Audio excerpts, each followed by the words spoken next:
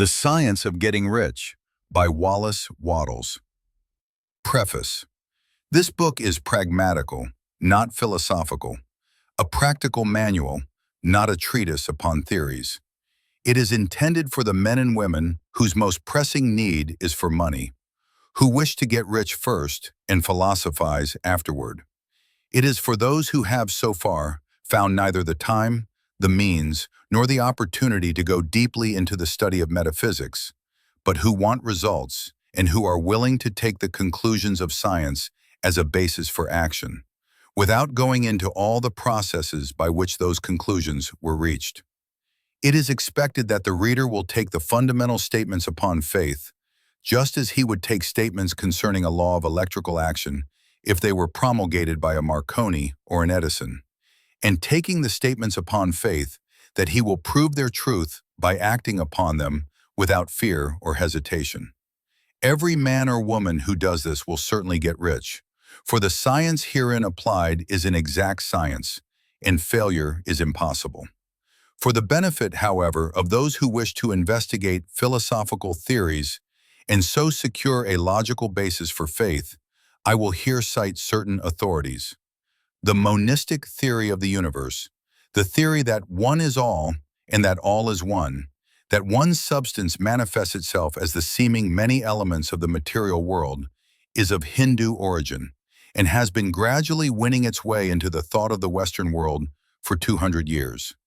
It is the foundation of all the Oriental philosophies and of those of Descartes, Spinoza, Leibniz, Schopenhauer, Hegel, and Emerson.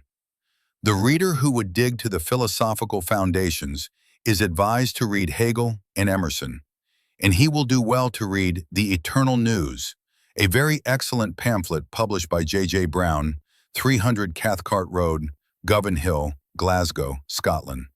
He may also find some help in a series of articles written by the author, which were published in Nautilus, Holyoke, Massachusetts, during the spring and summer of 1909, under the title, What is Truth? In writing this book, I have sacrificed all other considerations to plainness and simplicity of style, so that all might understand. The plan of action laid down herein was deduced from the conclusions of philosophy. It has been thoroughly tested and bears the supreme test of practical experiment. It works.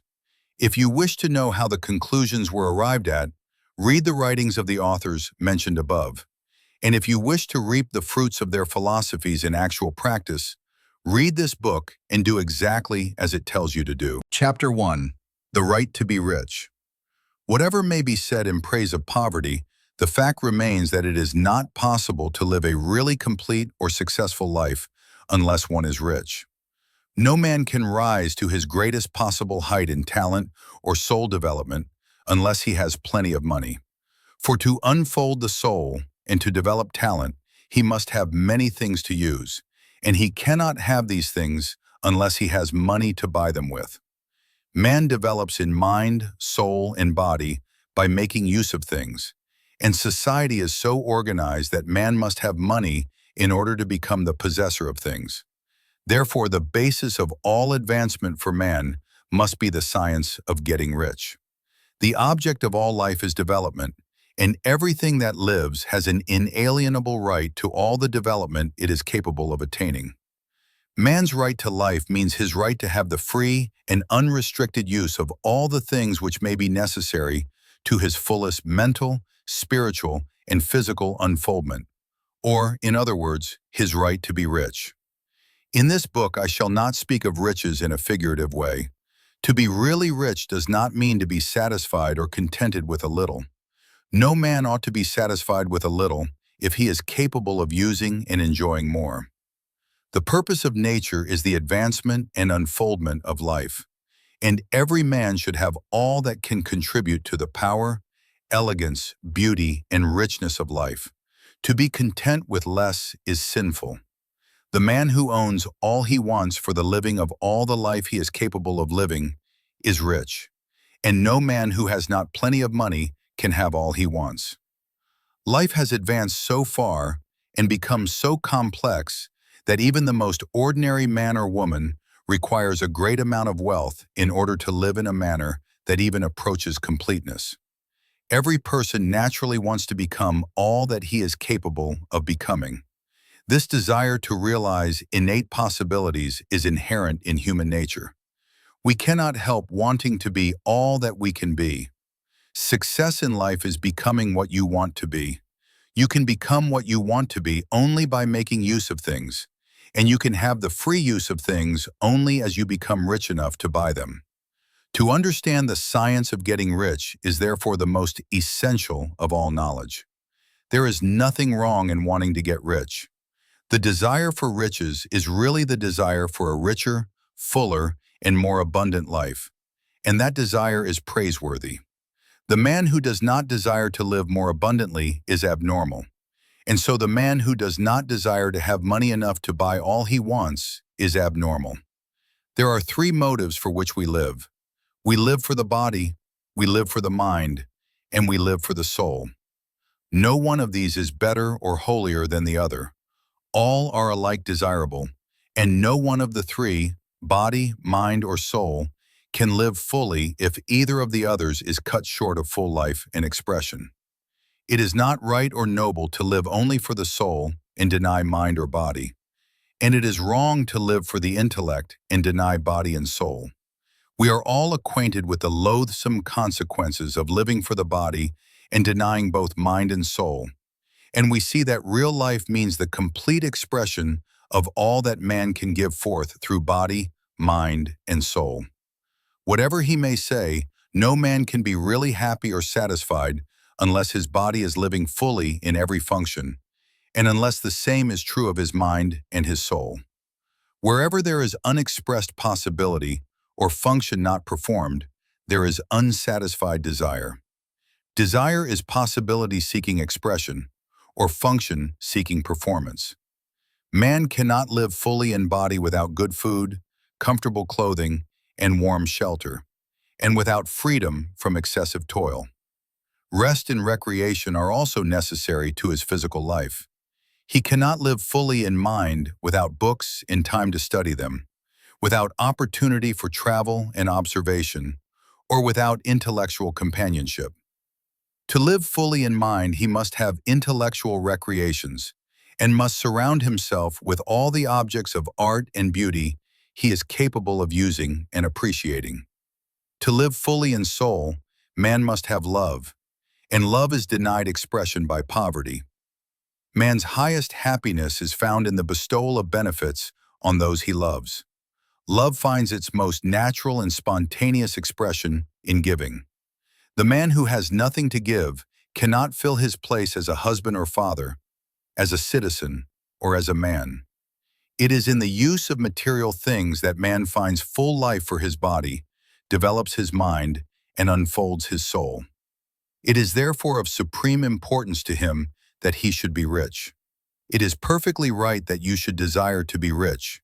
If you are a normal man or woman, you cannot help doing so. It is perfectly right that you should give your best attention to the science of getting rich, for it is the noblest and most necessary of all studies. But, aside from these general limitations, if you neglect this study, you are derelict in your duty to yourself, to God, and to humanity, for you can render God and humanity no greater service than to make the most of yourself. Chapter 2. There is a science of getting rich. There is a science of getting rich, and it is an exact science like algebra or arithmetic. There are certain laws which govern the process of acquiring riches. Once these laws are learned and obeyed by any man, he will get rich with mathematical certainty. The ownership of money and property comes as a result of doing things in a certain way. Those who do things in this certain way, whether on purpose or accidentally, get rich, while those who do not do things in this certain way, no matter how hard they work or how able they are, remain poor. It is a natural law that like causes always produce like effects, and therefore any man or woman who learns to do things in this certain way will infallibly get rich. That the above statement is true is shown by the following facts. Getting rich is not a matter of environment, for if it were, All the people in certain neighborhoods would become wealthy. The people of one city would all be rich, while those of other towns would all be poor. Or the inhabitants of one state would roll in wealth, while those of an adjoining state would be in poverty. But everywhere we see rich and poor living side by side, in the same environment, and often engaged in the same vocations. When two men are in the same locality and in the same business, and one gets rich while the other remains poor, it shows that getting rich is not, primarily, a matter of environment. Some environments may be more favorable than others, but when two men in the same business are in the same neighborhood, and one gets rich while the other fails, it indicates that getting rich is the result of doing things in a certain way. And further, the ability to do things in this certain way is not due solely to the possession of talent, for many people who have great talent remain poor, while others who have very little talent get rich. Studying the people who have got rich, we find that they are an average lot in all respects, having no greater talents and abilities than other men. It is evident that they do not get rich because they possess talents and abilities that other men have not, but because they happen to do things in a certain way. Getting rich is not the result of saving or thrift. Many very penurious people are poor, while free spenders often get rich. Nor is getting rich due to doing things which others fail to do. For two men in the same business often do almost exactly the same things, and one gets rich while the other remains poor or becomes a bankrupt. From all these things, we must come to the conclusion that getting rich is the result of doing things in a certain way. If getting rich is the result of doing things in a certain way, and if like causes always produce like effects, then any man or woman who can do things in that way can become rich, and the whole matter is brought within the domain of exact science. The question arises here whether this certain way may not be so difficult that only a few may follow it. This cannot be true, as we have seen, so far as natural ability is concerned. Talented people get rich, and blockheads get rich. Intellectually brilliant people get rich, and very stupid people get rich. Physically strong people get rich, and weak and sickly people get rich. Some degree of ability to think and understand is, of course, essential. But insofar as natural ability is concerned, any man or woman who has sense enough to read and understand these words can certainly get rich. Also, we have seen that it is not a matter of environment. Location counts for something. One would not go to the heart of the Sahara and expect to do successful business. Getting rich involves the necessity of dealing with men, and of being where there are people to deal with. And if these people are inclined to deal in the way you want to deal, so much the better. But that is about as far as environment goes. If anybody else in your town can get rich, so can you. And if anybody else in your state can get rich, so can you. Again, it is not a matter of choosing some particular business or profession. People get rich in every business and in every profession, while their next-door neighbors in the same vocation remain in poverty. It is true that you will do best in a business which you like and which is congenial to you. And if you have certain talents which are well developed, you will do best in a business which calls for the exercise of those talents. Also, you will do best in a business which is suited to your locality. An ice cream parlor would do better in a warm climate than in Greenland, and a salmon fishery will succeed better in the Northwest than in Florida, where there are no salmon. But, aside from these general limitations, getting rich is not dependent upon your engaging in some particular business, but upon your learning to do things in a certain way. If you are now in business, and anybody else in your locality is getting rich in the same business, while you are not getting rich, it is because you are not doing things in the same way that the other person is doing them. No one is prevented from getting rich by lack of capital. True, as you get capital, the increase becomes more easy and rapid. But one who has capital is already rich and does not need to consider how to become so. No matter how poor you may be, if you begin to do things in the certain way, you will begin to get rich, and you will begin to have capital. The getting of capital is a part of the process of getting rich, and it is a part of the result which invariably follows the doing of things in the certain way. You may be the poorest man on the continent and be deeply in debt. You may have neither friends, influence, nor resources. But if you begin to do things in this way, you must infallibly begin to get rich, for like causes must produce like effects. If you have no capital, you can get capital. If you are in the wrong business, you can get into the right business. If you are in the wrong location, you can go to the right location. And you can do so by beginning in your present business and in your present location to do things in the certain way which causes success. Chapter 3. Is opportunity monopolized? No man is kept poor because opportunity has been taken away from him, because other people have monopolized the wealth and have put a fence around it. You may be shut off from engaging in business in certain lines, but there are other channels open to you. Probably it would be hard for you to get control of any of the great railroad systems. That field is pretty well monopolized. But the electric railway business is still in its infancy and offers plenty of scope for enterprise, and it will be but a very few years until traffic and transportation through the air will become a great industry, and in all its branches will give employment to hundreds of thousands, and perhaps to millions of people. Why not turn your attention to the development of aerial transportation instead of competing with J.J. Hill and others for a chance in the steam railway world? It is quite true that if you are a workman in the employ of the Steel Trust, you have very little chance of becoming the owner of the plant in which you work. But it is also true that if you will commence to act in a certain way, you can soon leave the employ of the Steel Trust. You can buy a farm of from 10 to 40 acres and engage in business as a producer of foodstuffs. There is great opportunity at this time for men who will live upon small tracts of land and cultivate the same intensively. Such men will certainly get rich. You may say that it is impossible for you to get the land, but I am going to prove to you that it is not impossible, and that you can certainly get a farm if you will go to work in a certain way. At different periods, the tide of opportunity sets in different directions, according to the needs of the whole, and the particular stage of social evolution which has been reached. At present in America, it is setting toward agriculture and the allied industries and professions. Today, opportunity is open before the farmer in his line more than before the factory worker in his line.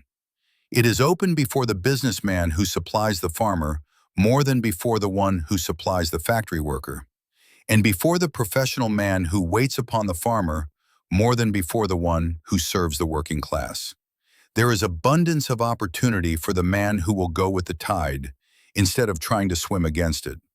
So the factory workers, either as individuals or as a class, are not deprived of opportunity. The workers are not being kept down by their masters. They are not being ground by the trusts and combinations of capital.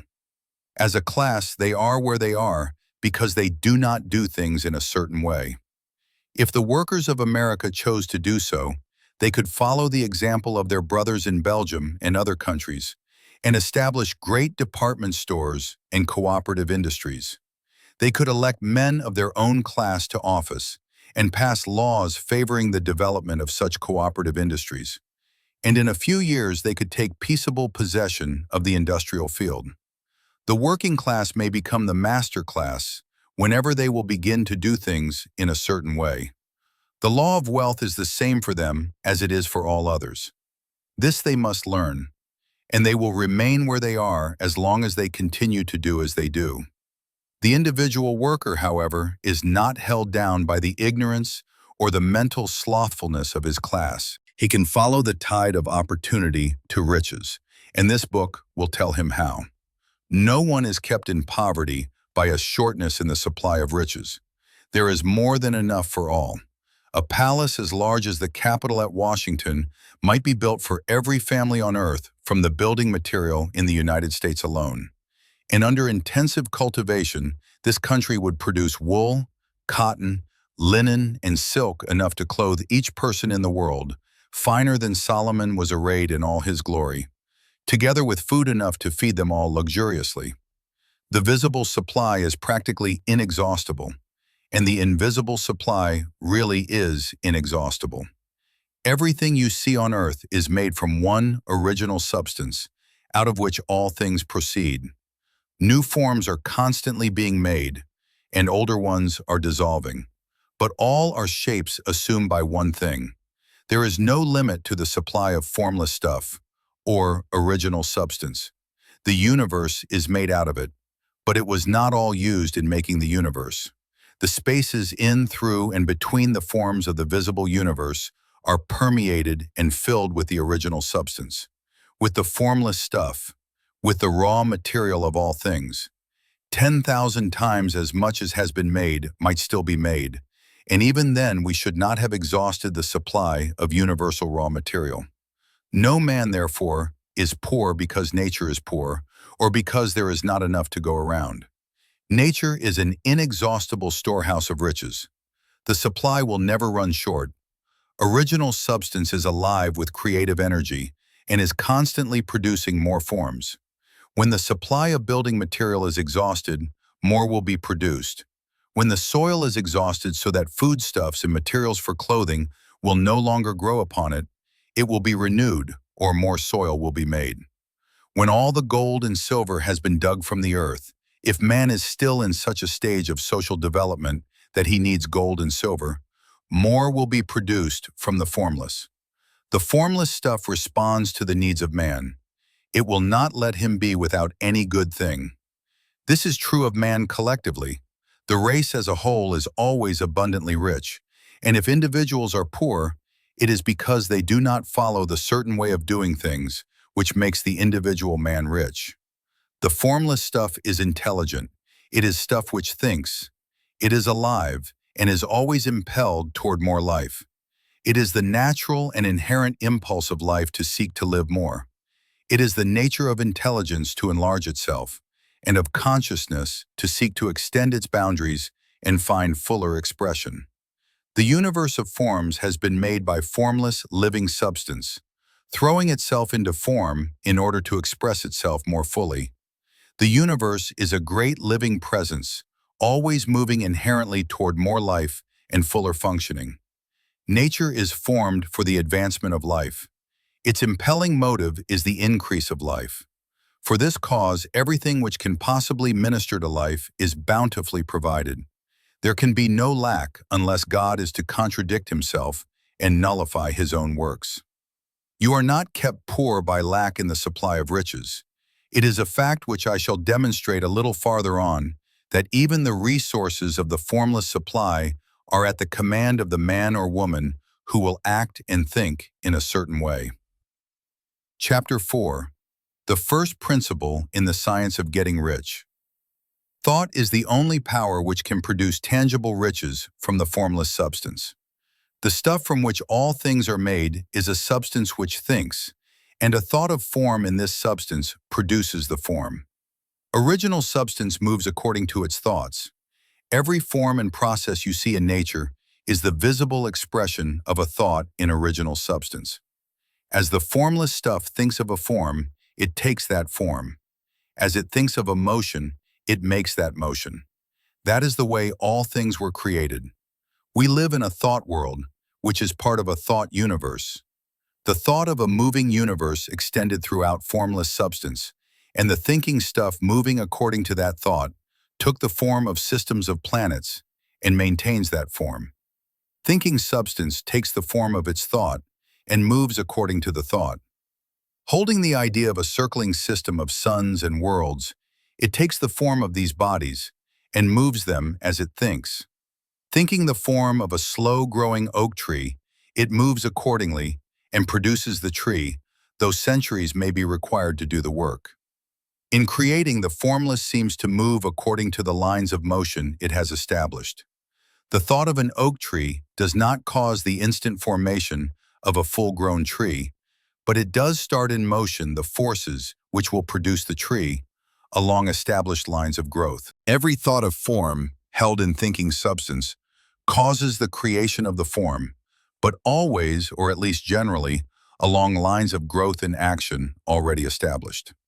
The thought of a house of a certain construction, if it were impressed upon formless substance, might not cause the instant formation of the house, but it would cause the turning of creative energies already working in trade and commerce into such channels as to result in the speedy building of the house. And if there were no existing channels through which the creative energy could work, then the house would be formed directly from primal substance, without waiting for the slow processes of the organic and inorganic world. No thought of form can be impressed upon original substance without causing the creation of the form. Man is a thinking center and can originate thought. All the forms that man fashions with his hands must first exist in his thought. He cannot shape a thing until he has thought that thing, and so far man has confined his efforts wholly to the work of his hands. He has applied manual labor to the world of forms, seeking to change or modify those already existing. He has never thought of trying to cause the creation of new forms by impressing his thoughts upon formless substance. When man has a thought form, he takes material from the forms of nature and makes an image of the form which is in his mind. He has, so far, made little or no effort to cooperate with formless intelligence, to work with the Father. He has not dreamed that he can do what he seeth the Father doing. Man reshapes and modifies existing forms by manual labor. He has given no attention to the question whether he may not produce things from formless substance by communicating his thoughts to it. We propose to prove that he may do so, to prove that any man or woman may do so, and to show how. As our first step, we must lay down three fundamental propositions. First, we assert that there is one original formless stuff, or substance, from which all things are made. All the seemingly many elements are but different presentations of one element. All the many forms found in organic and inorganic nature are but different shapes, made from the same stuff. And this stuff is thinking stuff. A thought held in it produces the form of the thought. Thought, in thinking substance, produces shapes.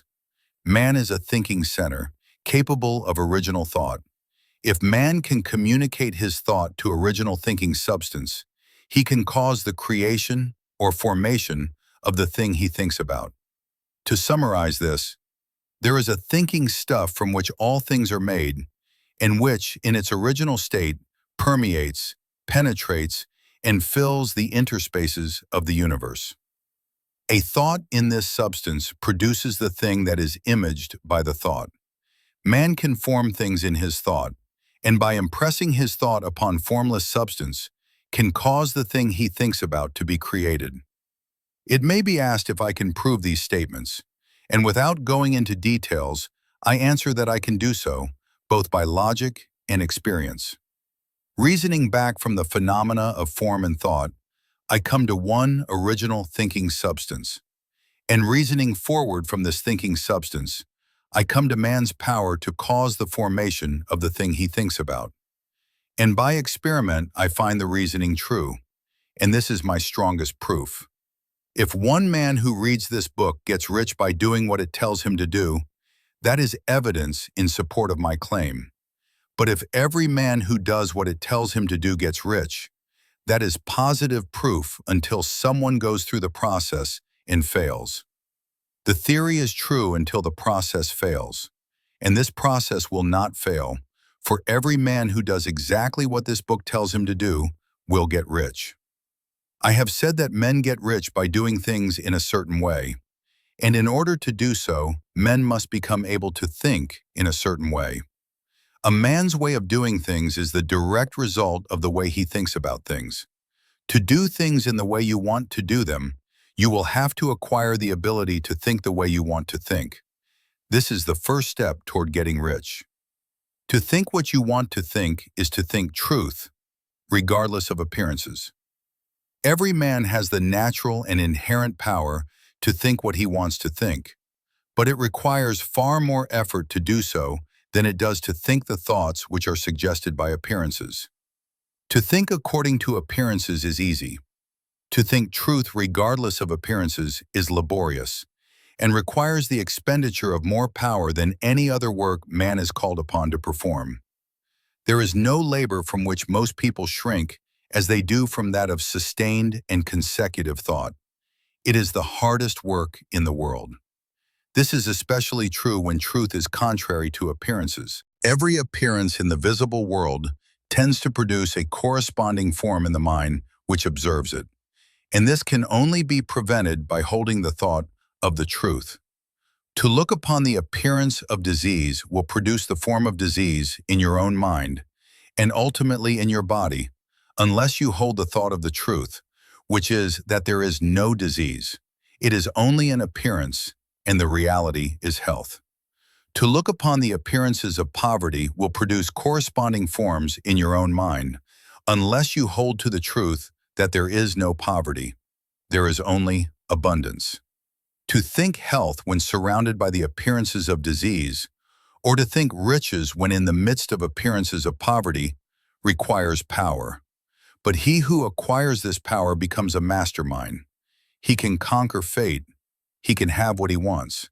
This power can only be acquired by getting hold of the basic fact which is behind all appearances.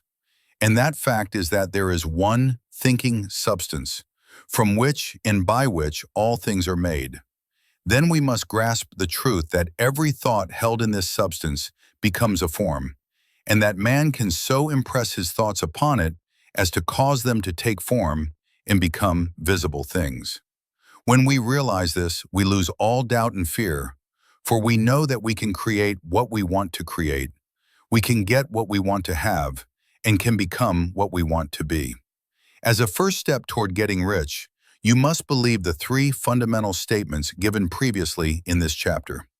And in order to emphasize them, I repeat them here. There is a thinking stuff from which all things are made, and which, in its original state, permeates, penetrates, and fills the inner spaces of the universe. A thought, in this substance, produces the thing that is imaged by the thought.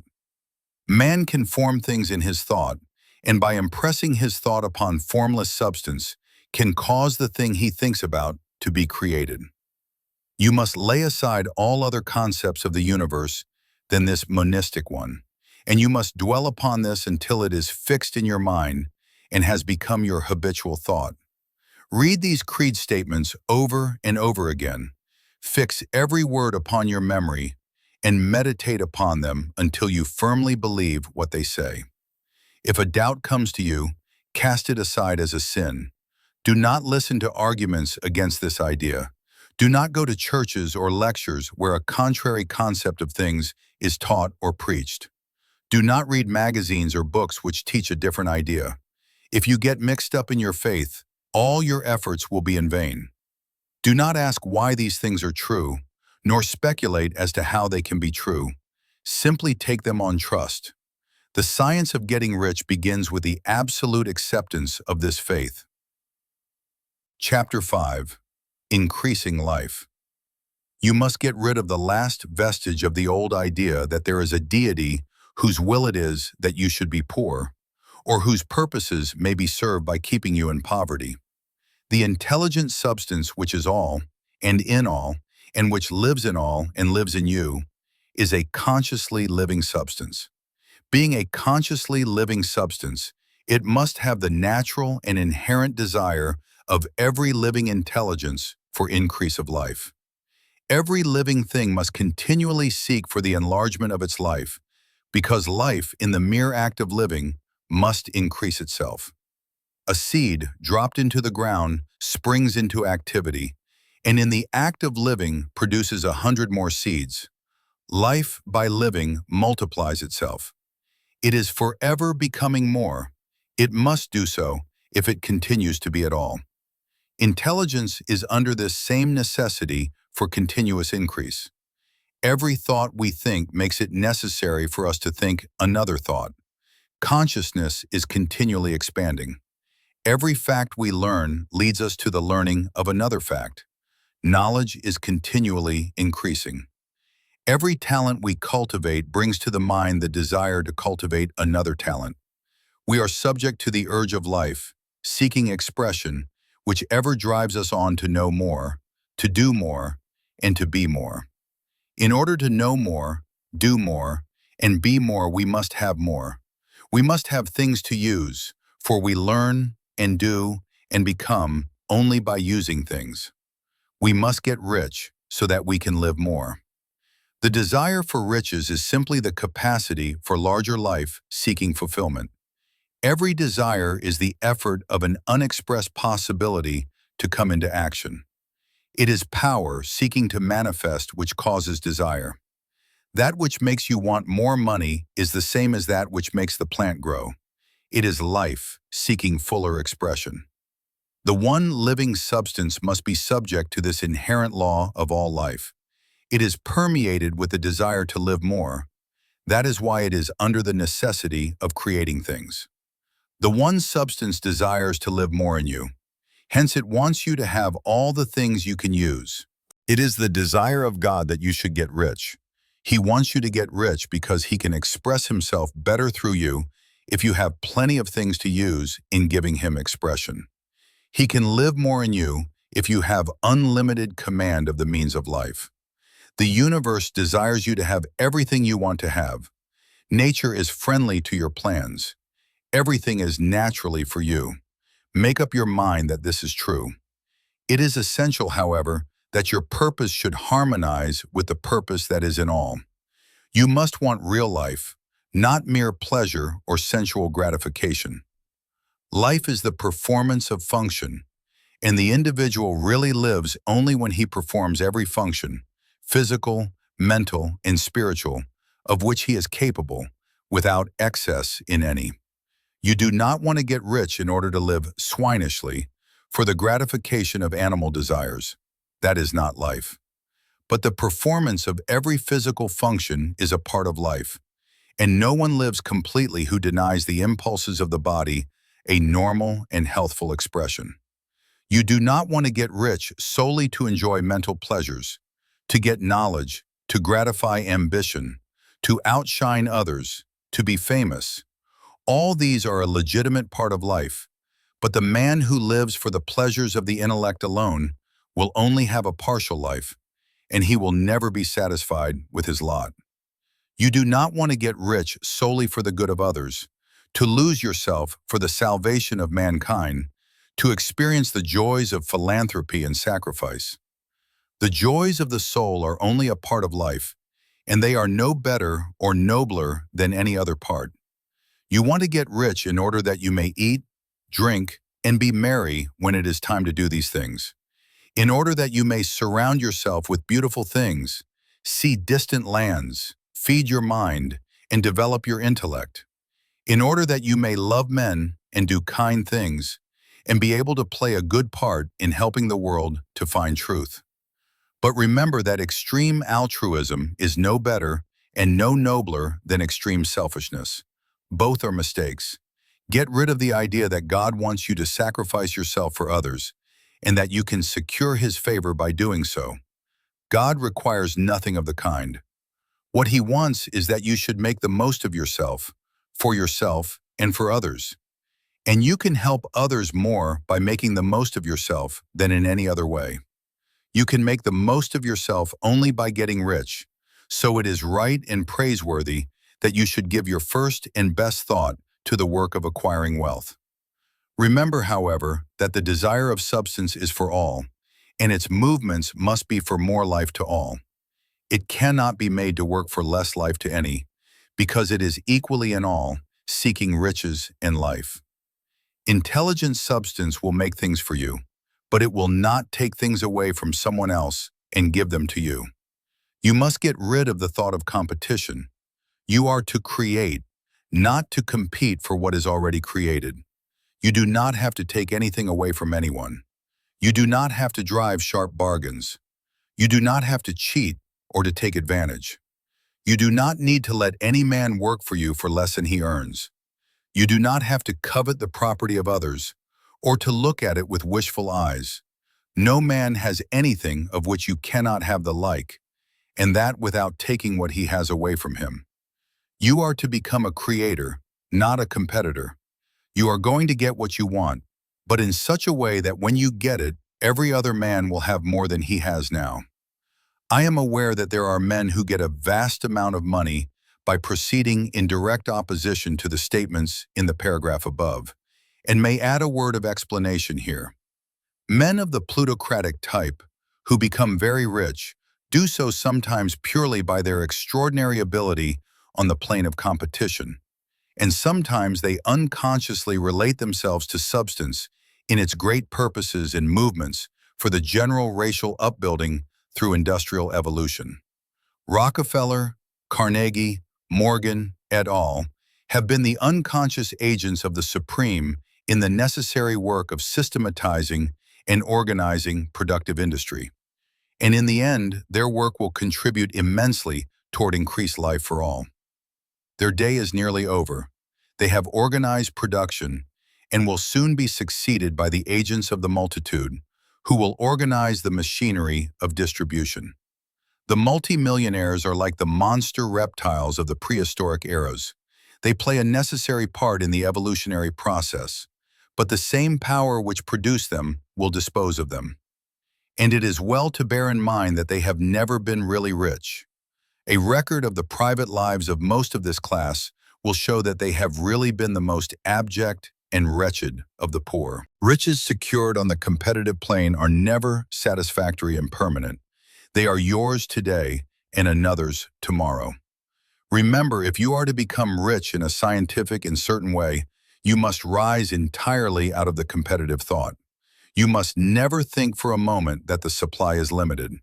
Just as soon as you begin to think that all the money is being cornered and controlled by bankers and others, and that you must exert yourself to get laws passed to stop this process, and so on, in that moment you drop into the competitive mind, and your power to cause creation is gone for the time being.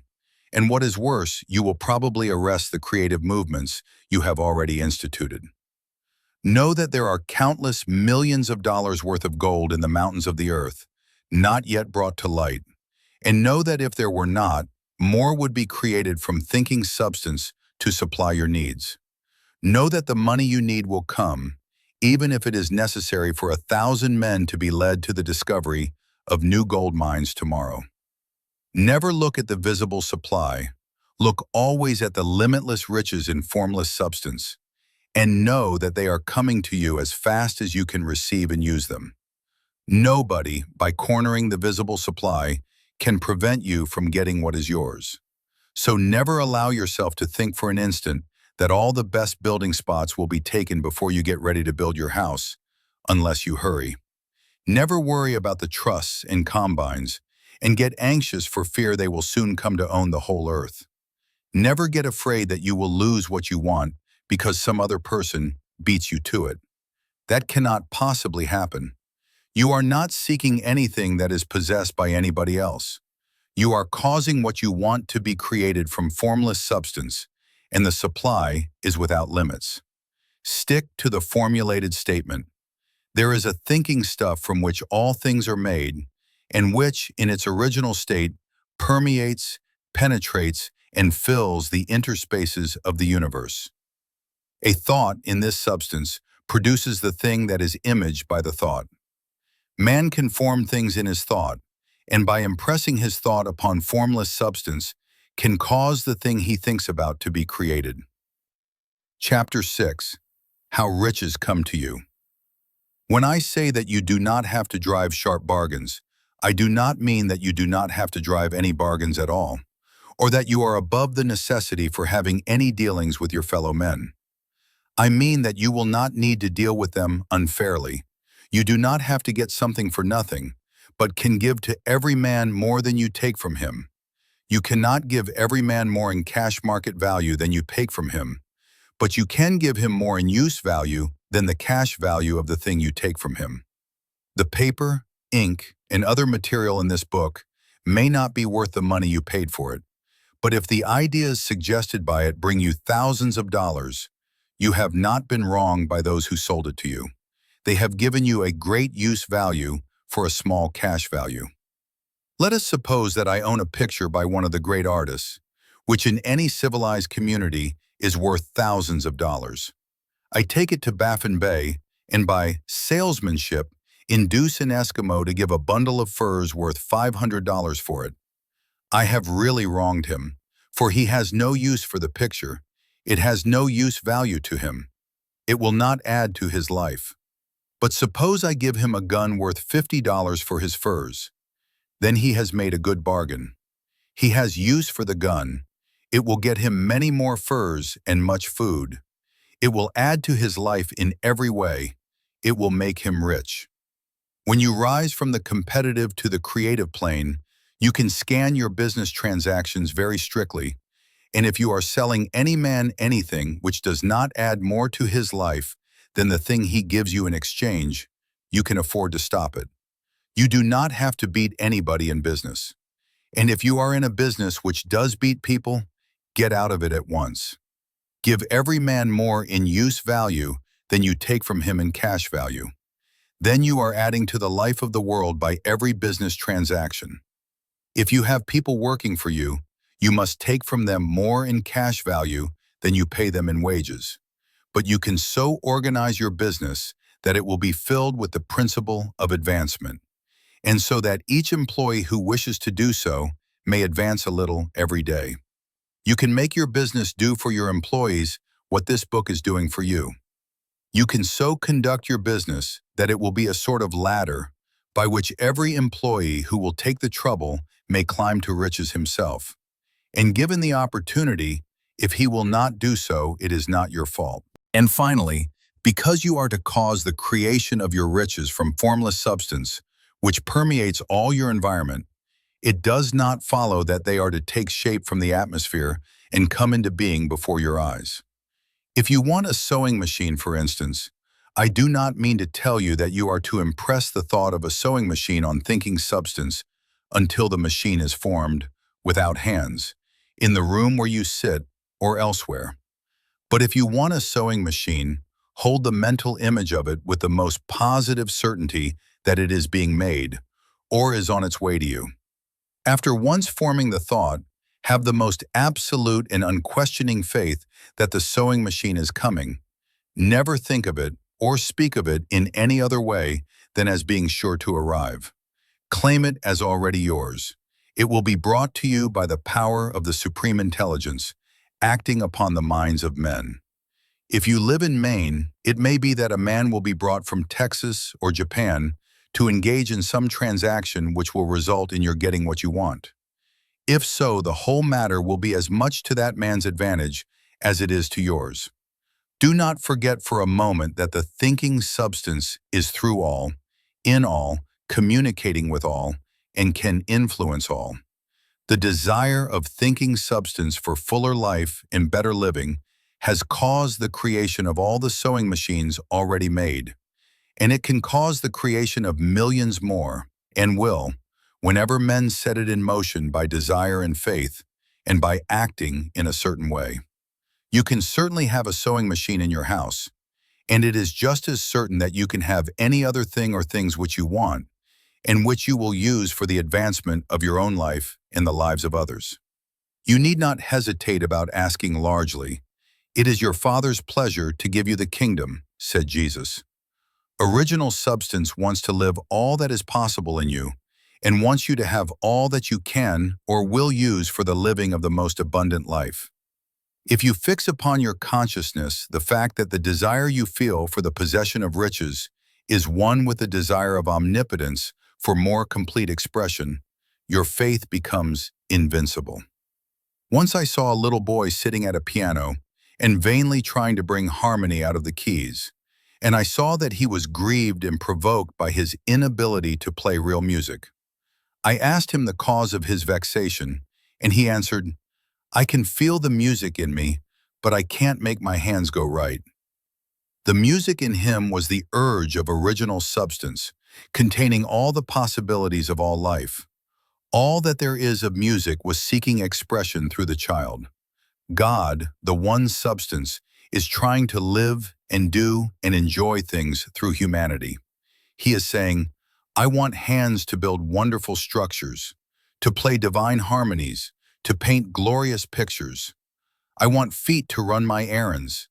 eyes to see my beauties, tongues to tell mighty truths, and to sing marvelous songs, and so on. All that there is a possibility is seeking expression through men. God wants those who can play music to have pianos and every other instrument, and to have the means to cultivate their talents to the fullest extent. He wants those who can appreciate beauty to be able to surround themselves with beautiful things.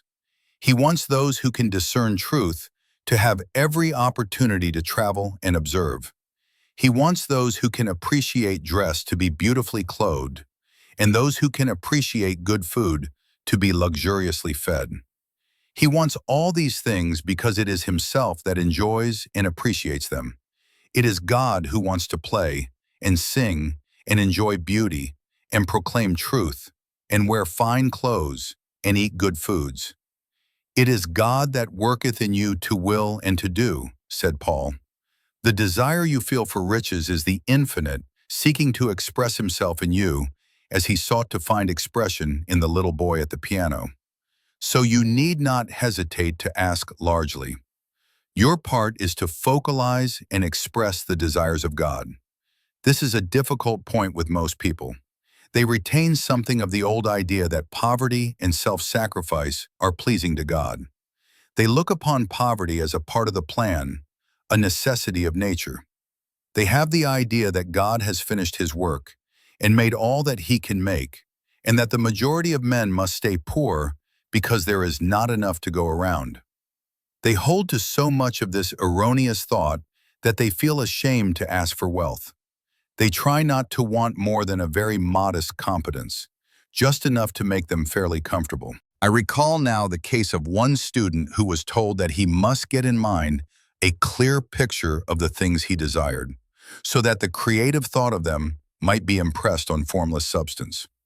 He was a very poor man, living in a rented house, and having only what he earned from day to day, and he could not grasp the fact that all wealth was his. So after thinking the matter over, he decided that he might reasonably ask for a new rug for the floor of his best room, and an anthracite coal stove to heat the house during the cold weather. Following the instructions given in this book, he obtained these things in a few months, and then it dawned upon him that he had not asked enough. He went through the house in which he lived and planned all the improvements he would like to make in it. He mentally added a bay window here and a room there until it was complete in his mind as his ideal home, and then he planned its furnishings. Holding the whole picture in his mind, he began living in the certain way and moving toward what he wanted. And he owns the house now and is rebuilding it after the form of his mental image. And now, with still larger faith, he is going on to get greater things. It has been unto him according to his faith, and it is so with you and with all of us. Chapter 7. Gratitude.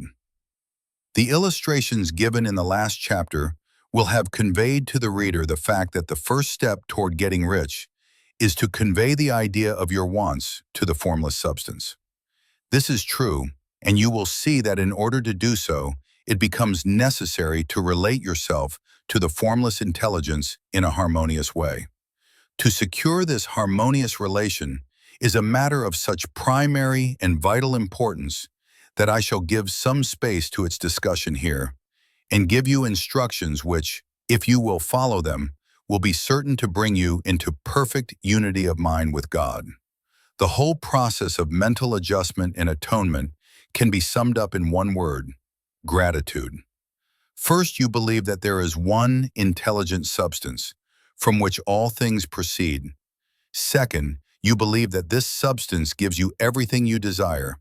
And third, you relate yourself to it by a feeling of deep and profound gratitude. Many people who order their lives rightly in all other ways are kept in poverty by their lack of gratitude. Having received one gift from God, they cut the wires which connect them with Him by failing to make acknowledgement. It is easy to understand that the nearer we live to the source of wealth, the more wealth we shall receive. And it is easy also to understand that the soul that is always grateful lives in closer touch with God than the one which never looks to him in thankful acknowledgement. The more gratefully we fix our minds on the Supreme when good things come to us, the more good things we will receive, and the more rapidly they will come. And the reason simply is that the mental attitude of gratitude draws the mind into closer touch with the source from which the blessings come. If it is a new thought to you that gratitude brings your whole mind into closer harmony with the creative energies of the universe, consider it well, and you will see that it is true. The good things you already have come to you along the line of obedience to certain laws. Gratitude will lead your mind out along the ways by which things come, and it will keep you in close harmony with creative thought and prevent you from falling into competitive thought. Gratitude alone can keep you looking toward the all and prevent you from falling into the error of thinking of the supply as limited, and to do that would be fatal to your hopes. There is a law of gratitude, and it is absolutely necessary that you should observe the law if you are to get the results you seek. The law of gratitude is the natural principle that action and reaction are always equal and in opposite directions. The grateful outreaching of your mind in thankful praise to the Supreme is a liberation or expenditure of force. It cannot fail to reach that to which it is addressed, and the reaction is an instantaneous movement toward you. Draw nigh unto God, and he will draw nigh unto you. That is a statement of psychological truth. And if your gratitude is strong and constant, the reaction in formless substance will be strong and continuous. The movement of the things you want will be always toward you. Notice the grateful attitude that Jesus took, how he always seems to be saying, I thank thee, Father, that thou hearest me. You cannot exercise much power without gratitude, for it is gratitude that keeps you connected with power. But the value of gratitude does not consist solely in getting you more blessings in the future. Without gratitude, you cannot long keep from dissatisfied thought regarding things as they are. The moment you permit your mind to dwell with dissatisfaction upon things as they are, you begin to lose ground. You fix attention upon the common, the ordinary, the poor, and the squalid and mean, and your mind takes the form of these things. Then you will transmit these forms or mental images to the formless, and the common, the poor, the squalid, and mean will come to you. To permit your mind to dwell upon the inferior is to become inferior and to surround yourself with inferior things. On the other hand, to fix your attention on the best is to surround yourself with the best and to become the best. The creative power within us makes us into the image of that to which we give our attention. We are thinking substance, and thinking substance always takes the form of that which it thinks about. The grateful mind is constantly fixed upon the best. Therefore, it tends to become the best. It takes the form or character of the best and will receive the best. Also, faith is born of gratitude. The grateful mind continually expects good things, and expectation becomes faith. The reaction of gratitude upon one's own mind produces faith, and every outgoing wave of grateful thanksgiving increases faith. He who has no feeling of gratitude cannot long retain a living faith. And without a living faith, you cannot get rich by the creative method, as we shall see in the following chapters. It is necessary, then, to cultivate the habit of being grateful for every good thing that comes to you, and to give thanks continuously. And because all things have contributed to your advancement, you should include all things in your gratitude. Do not waste time thinking or talking about the shortcomings or wrong actions of plutocrats or trust magnates. Their organization of the world has made your opportunity. All you get really comes to you because of them. Do not rage against corrupt politicians. If it were not for politicians, we should fall into anarchy, and your opportunity would be greatly lessened. God has worked a long time and very patiently to bring us up to where we are in industry and government, and he is going right on with his work. There is not the least doubt that he will do away with plutocrats, trust magnates, captains of industry, and politicians as soon as they can be spared.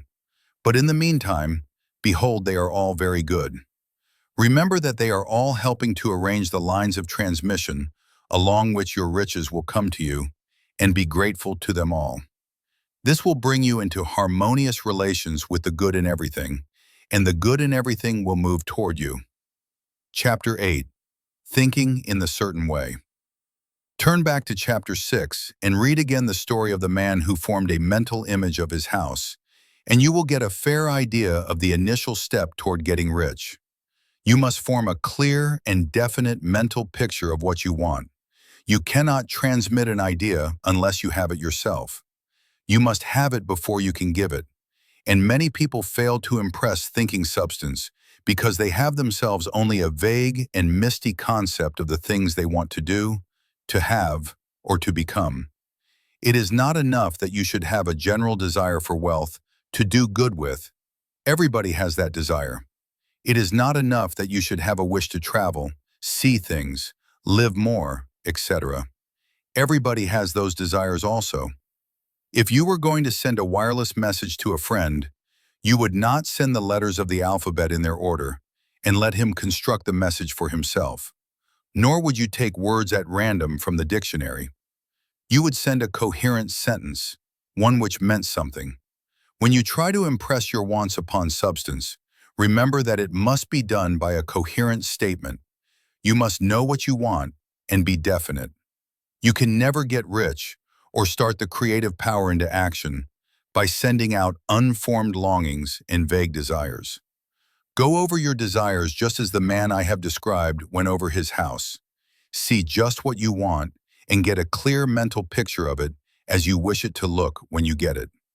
That clear mental picture you must have continually in mind, as the sailor has in mind the port toward which he is sailing the ship. You must keep your face toward it all the time. You must no more lose sight of it than the steersman loses sight of the compass.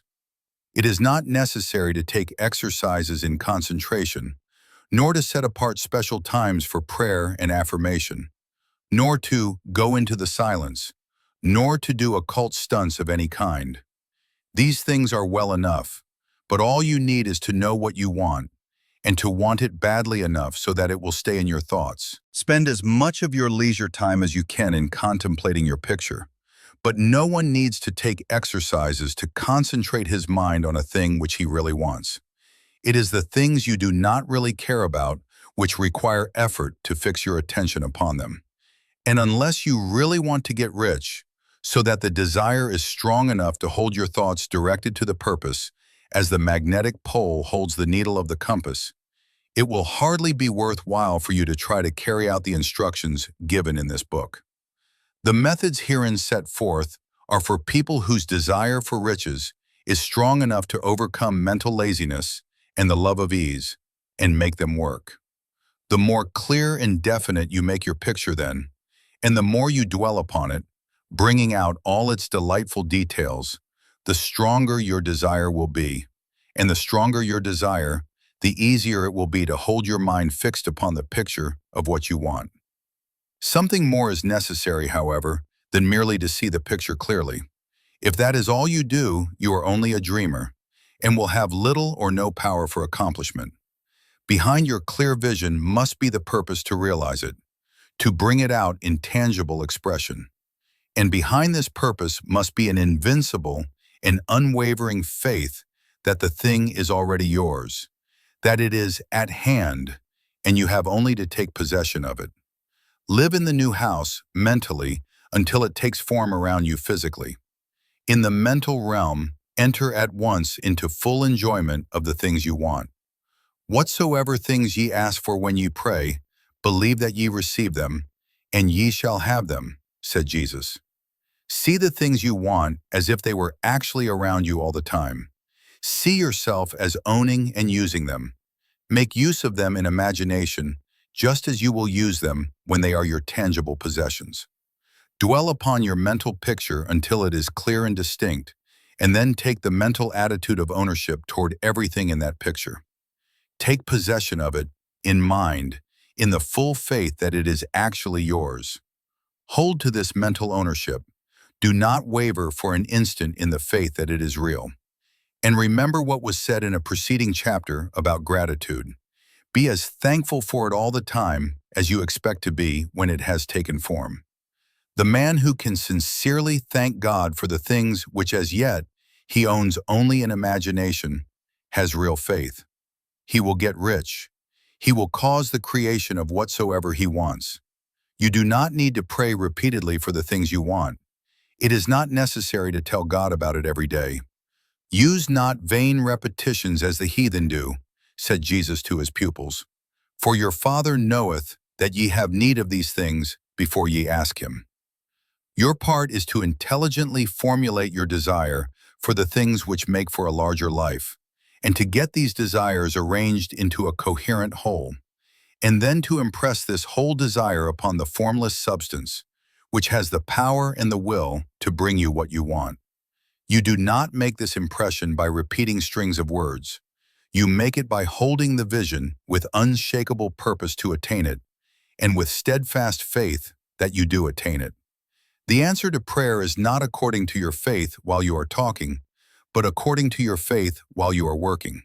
You cannot impress the mind of God by having a special Sabbath day set apart to tell him what you want, and then forgetting him during the rest of the week.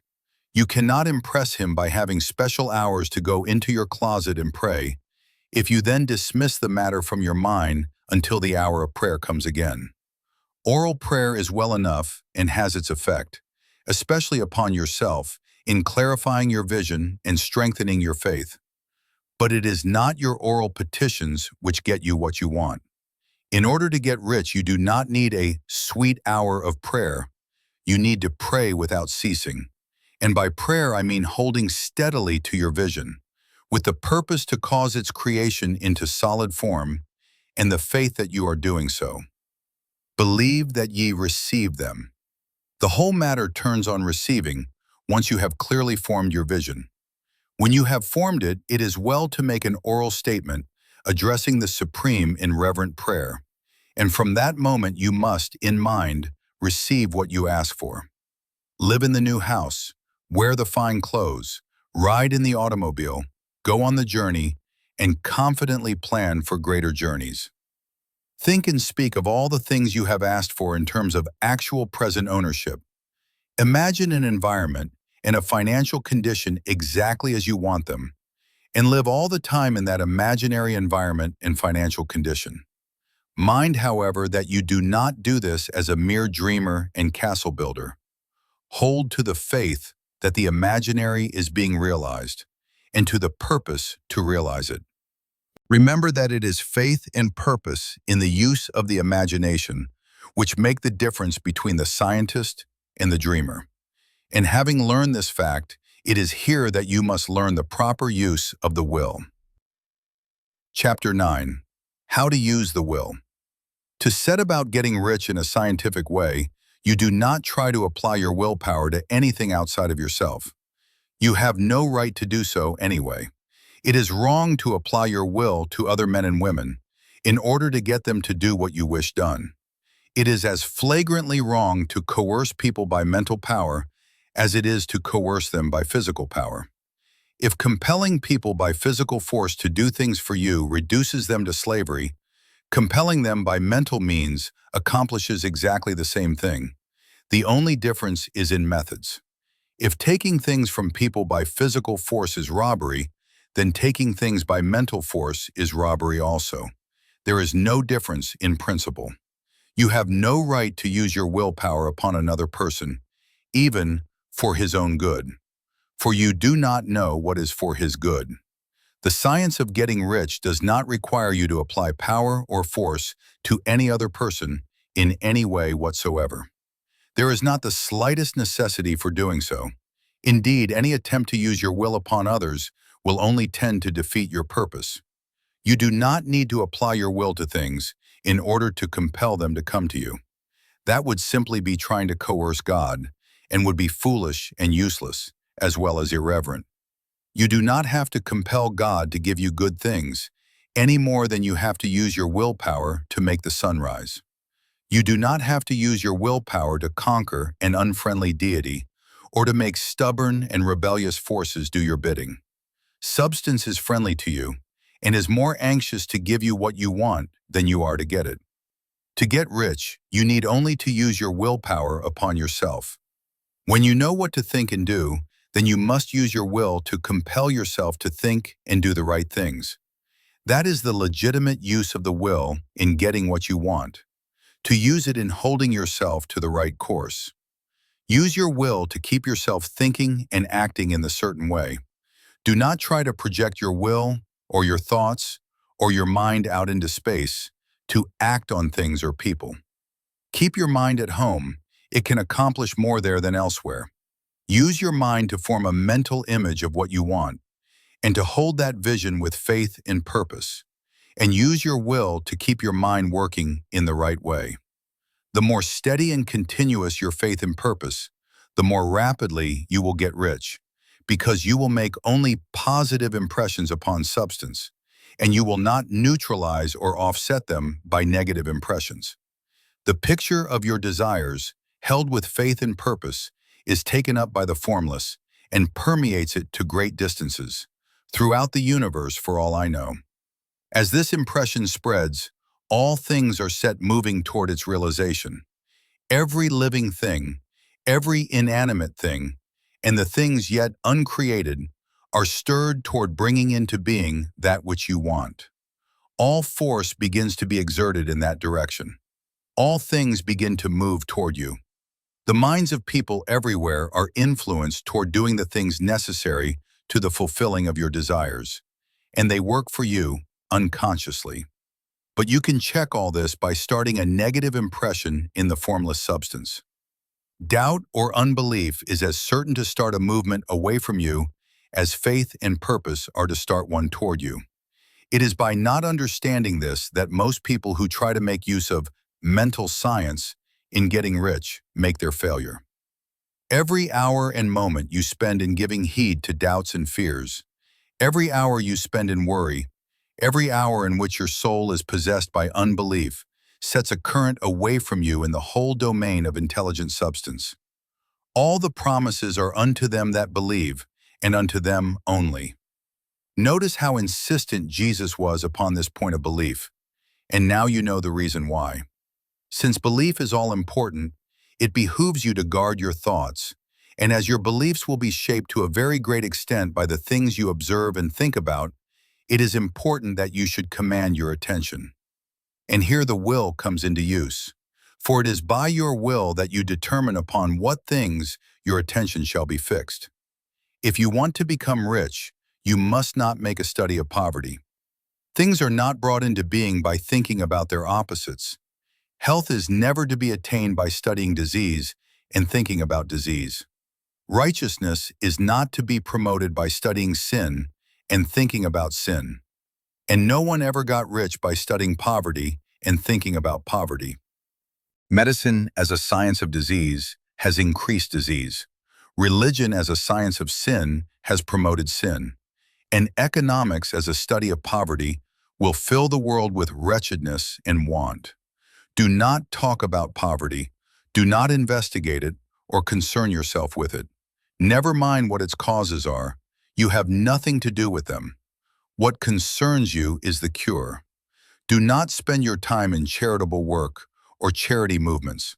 All charity only tends to perpetuate the wretchedness it aims to eradicate.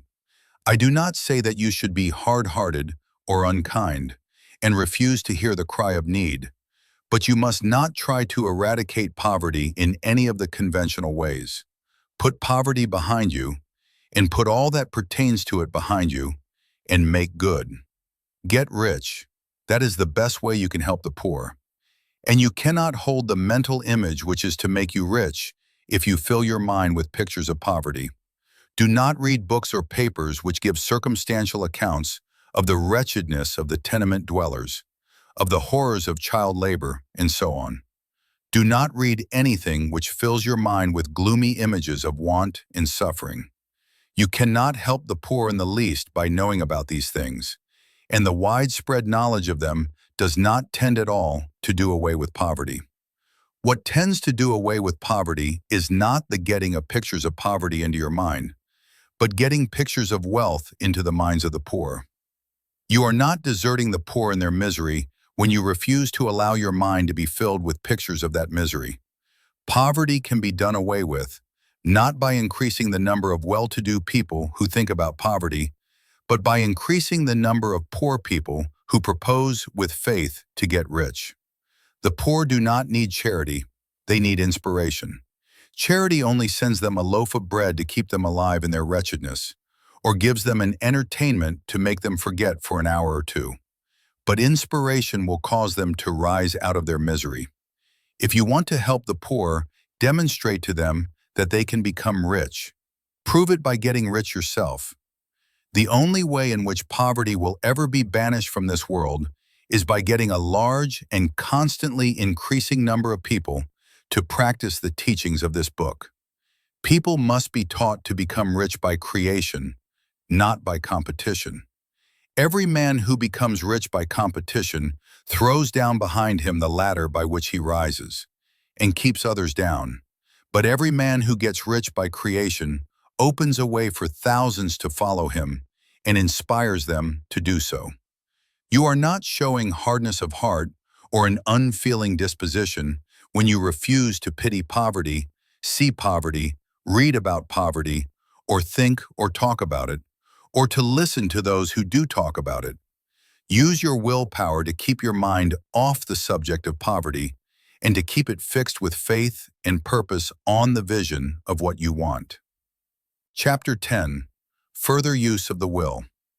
You cannot retain a true and clear vision of wealth if you are constantly turning your attention to opposing pictures, whether they be external or imaginary. Do not tell of your past troubles of a financial nature if you have had them. Do not think of them at all. Do not tell of the poverty of your parents or the hardships of your early life. To do any of these things is to mentally class yourself. Think of the riches the world is coming into instead of the poverty it is growing out of. And bear in mind that the only way in which you can assist the world in growing rich is by growing rich yourself through the creative method, not the competitive one. Give your attention wholly to riches. Ignore poverty. Whenever you think or speak of those who are poor, think and speak of them as those who are becoming rich, as those who are to be congratulated rather than pitied. Then they and others will catch the inspiration and begin to search for the way out.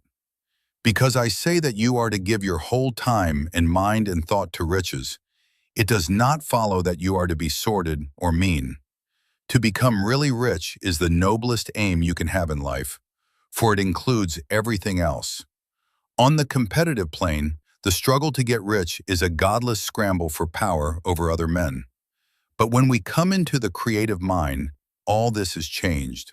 All that is possible in the way of greatness and soul unfoldment, of service and lofty endeavor, comes by way of getting rich. All is made possible by the use of things. If you lack for physical health, you will find that the attainment of it is conditional on your getting rich.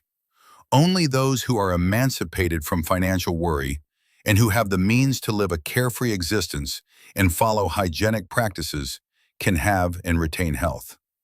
Moral and spiritual greatness is possible only to those who are above the competitive battle for existence.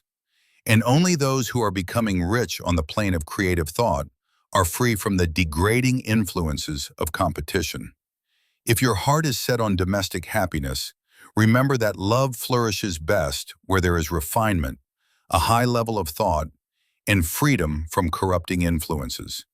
And these are to be found only where riches are attained by the exercise of creative thought, without strife or rivalry. You can aim at nothing so great or noble, I repeat, as to become rich, and you must fix your attention upon your mental picture of riches, to the exclusion of all that may tend to dim or obscure the vision. You must learn to see the underlying truth in all things. You must see beneath all seemingly wrong conditions the great one life, ever moving forward toward fuller expression and more complete happiness. It is the truth that there is no such thing as poverty, that there is only wealth. Some people remain in poverty because they are ignorant of the fact that there is wealth for them. And these can best be taught by showing them the way to affluence in your own person and practice. Others are poor because, while they feel that there is a way out, they are too intellectually indolent to put forth the mental effort necessary to find that way and travel it. And for these, the very best thing you can do is to arouse their desire by showing them the happiness that comes from being rightly rich. Others still are poor because, while they have some notion of science, they have become so swamped and lost in the maze of metaphysical and occult theories that they do not know which road to take. They try a mixture of many systems and fail in all. For these, again, the very best thing to do is to show the right way in your own person and practice. An ounce of doing things is worth a pound of theorizing. The very best thing you can do for the whole world is to make the most of yourself. You can serve God and man in no more effective way than by getting rich. That is, if you get rich by the creative method and not by the competitive one. Another thing, we assert that this book gives in detail the principles of the science of getting rich. And if that is true, you do not need to read any other book upon the subject.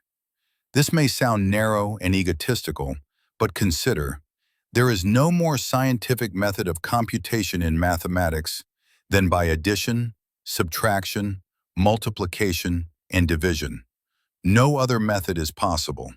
There can be but one shortest distance between 2 points. There is only one way to think scientifically, and that is to think in the way that leads by the most direct and simple route to the goal.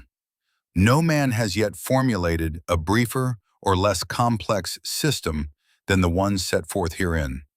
It has been stripped of all non-essentials. When you commence on this, lay all others aside. Put them out of your mind altogether. Read this book every day. Keep it with you. Commit it to memory, and do not think about other systems and theories. If you do, you will begin to have doubts, and to be uncertain and wavering in your thought. And then you will begin to make failures. After you have made good and become rich, you may study other systems as much as you please. But until you are quite sure that you have gained what you want, do not read anything on this line but this book, unless it be the authors mentioned in the preface. And read only the most optimistic comments on the world's news, those in harmony with your picture. Also, postpone your investigations into the occult. Do not dabble in theosophy, spiritualism, or kindred studies. It is very likely that the dead still live and are near, but if they are, let them alone. Mind your own business. Wherever the spirits of the dead may be, they have their own work to do and their own problems to solve, and we have no right to interfere with them. We cannot help them, and it is very doubtful whether they can help us, or whether we have any right to trespass upon their time if they can. Let the dead in the hereafter alone, and solve your own problem. Get rich. If you begin to mix with the occult, you will start mental cross-currents which will surely bring your hopes to shipwreck. Now this and the preceding chapters have brought us to the following statement of basic facts. There is a thinking stuff from which all things are made, and which in its original state permeates, penetrates, and fills the interspaces of the universe. A thought in this substance produces the thing that is imaged by the thought. Man can form things in his thought, and by impressing his thought upon formless substance, can cause the thing he thinks about to be created. In order to do this, man must pass from the competitive to the creative mind. He must form a clear mental picture of the things he wants, and hold this picture in his thoughts with the fixed purpose to get what he wants, and the unwavering faith that he does get what he wants, closing his mind against all that may tend to shake his purpose, dim his vision, or quench his faith. And in addition to all this, we shall now see that he must live and act in a certain way. Chapter 11. Acting in the certain way. Thought is the creative power, or the impelling force which causes the creative power to act. Thinking in a certain way will bring riches to you, but you must not rely upon thought alone, paying no attention to personal action. That is the rock upon which many otherwise scientific metaphysical thinkers meet shipwreck. the failure to connect thought with personal action. We have not yet reached the stage of development, even supposing such a stage to be possible, in which man can create directly from formless substance without nature's processes or the work of human hands. Man must not only think, but his personal action must supplement his thought. By thought you can cause the gold in the hearts of the mountains to be impelled toward you, but it will not mine itself, refine itself, coin itself into double eagles, and come rolling along the roads seeking its way into your pocket. Under the impelling power of the Supreme Spirit, men's affairs will be so ordered that someone will be led to mine the gold for you. Other men's business transactions will be so directed that the gold will be brought toward you, and you must so arrange your own business affairs that you may be able to receive it when it comes to you. Your thought makes all things, animate and inanimate, work to bring you what you want.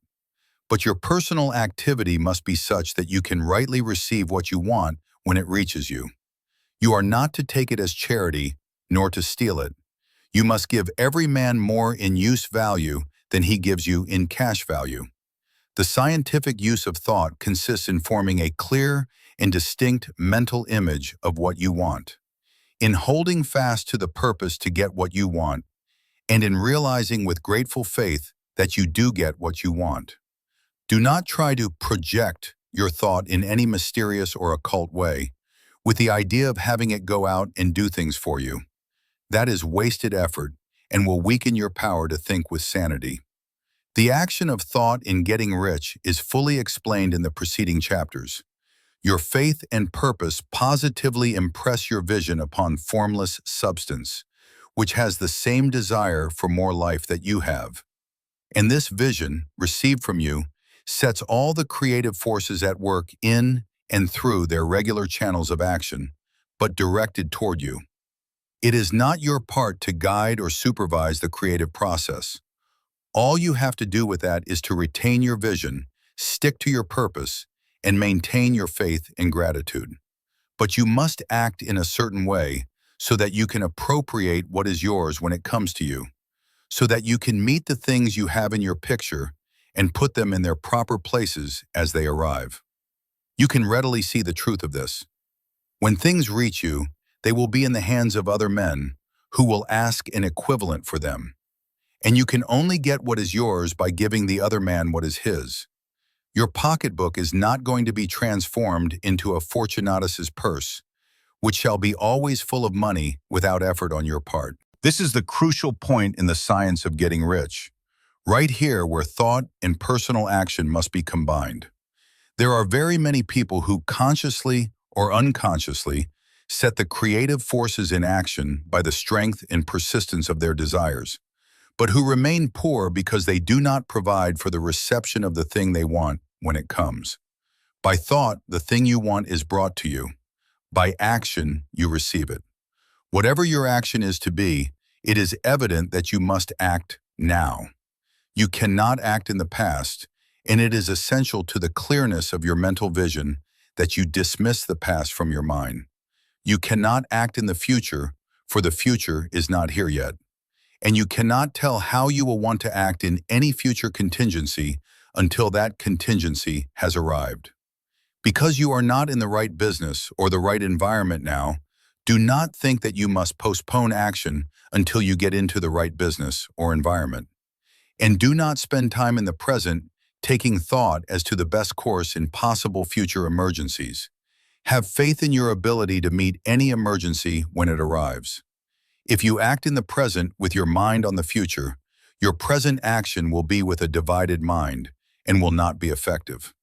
Put your whole mind into present action. Do not give your creative impulse to original substance and then sit down and wait for results. If you do, you will never get them. Act now. There is never any time but now, and there never will be any time but now. If you are ever to begin to make ready for the reception of what you want, you must begin now. And your action, whatever it is, must most likely be in your present business or employment, and must be upon the persons and things in your present environment. You cannot act where you are not.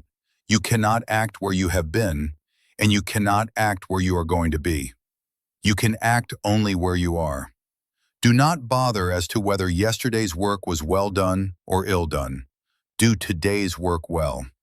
Do not try to do tomorrow's work now. There will be plenty of time to do that when you get to it. Do not try by occult or mystical means to act on people or things that are out of your reach. Do not wait for a change of environment before you act. Get a change of environment by action. You can so act upon the environment in which you are now as to cause yourself to be transferred to a better environment. Hold with faith and purpose the vision of yourself in the better environment, but act upon your present environment with all your heart and with all your strength and with all your mind. Do not spend any time in daydreaming or castle building. Hold to the one vision of what you want and act now. Do not cast about seeking some new thing to do or some strange, unusual, or remarkable action to perform as a first step toward getting rich. It is probable that your actions, at least for some time to come, will be those you have been performing for some time past. But you are to begin now to perform these actions in the certain way, which will surely make you rich. If you are engaged in some business and feel that it is not the right one for you, do not wait until you get into the right business before you begin to act. Do not feel discouraged or sit down and lament because you are misplaced. No man was ever so misplaced but that he could find the right place, and no man ever became so involved in the wrong business but that he could get into the right business.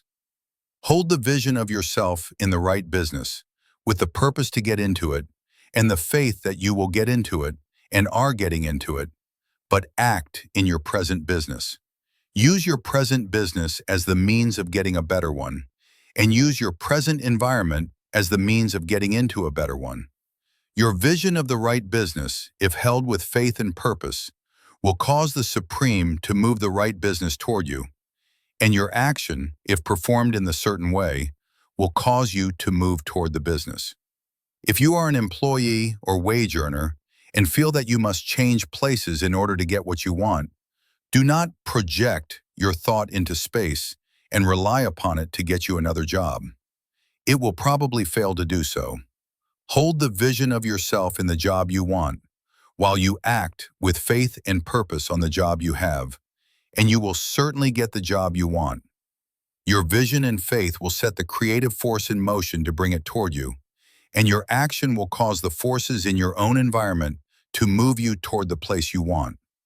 In closing this chapter, we will add another statement to our syllabus.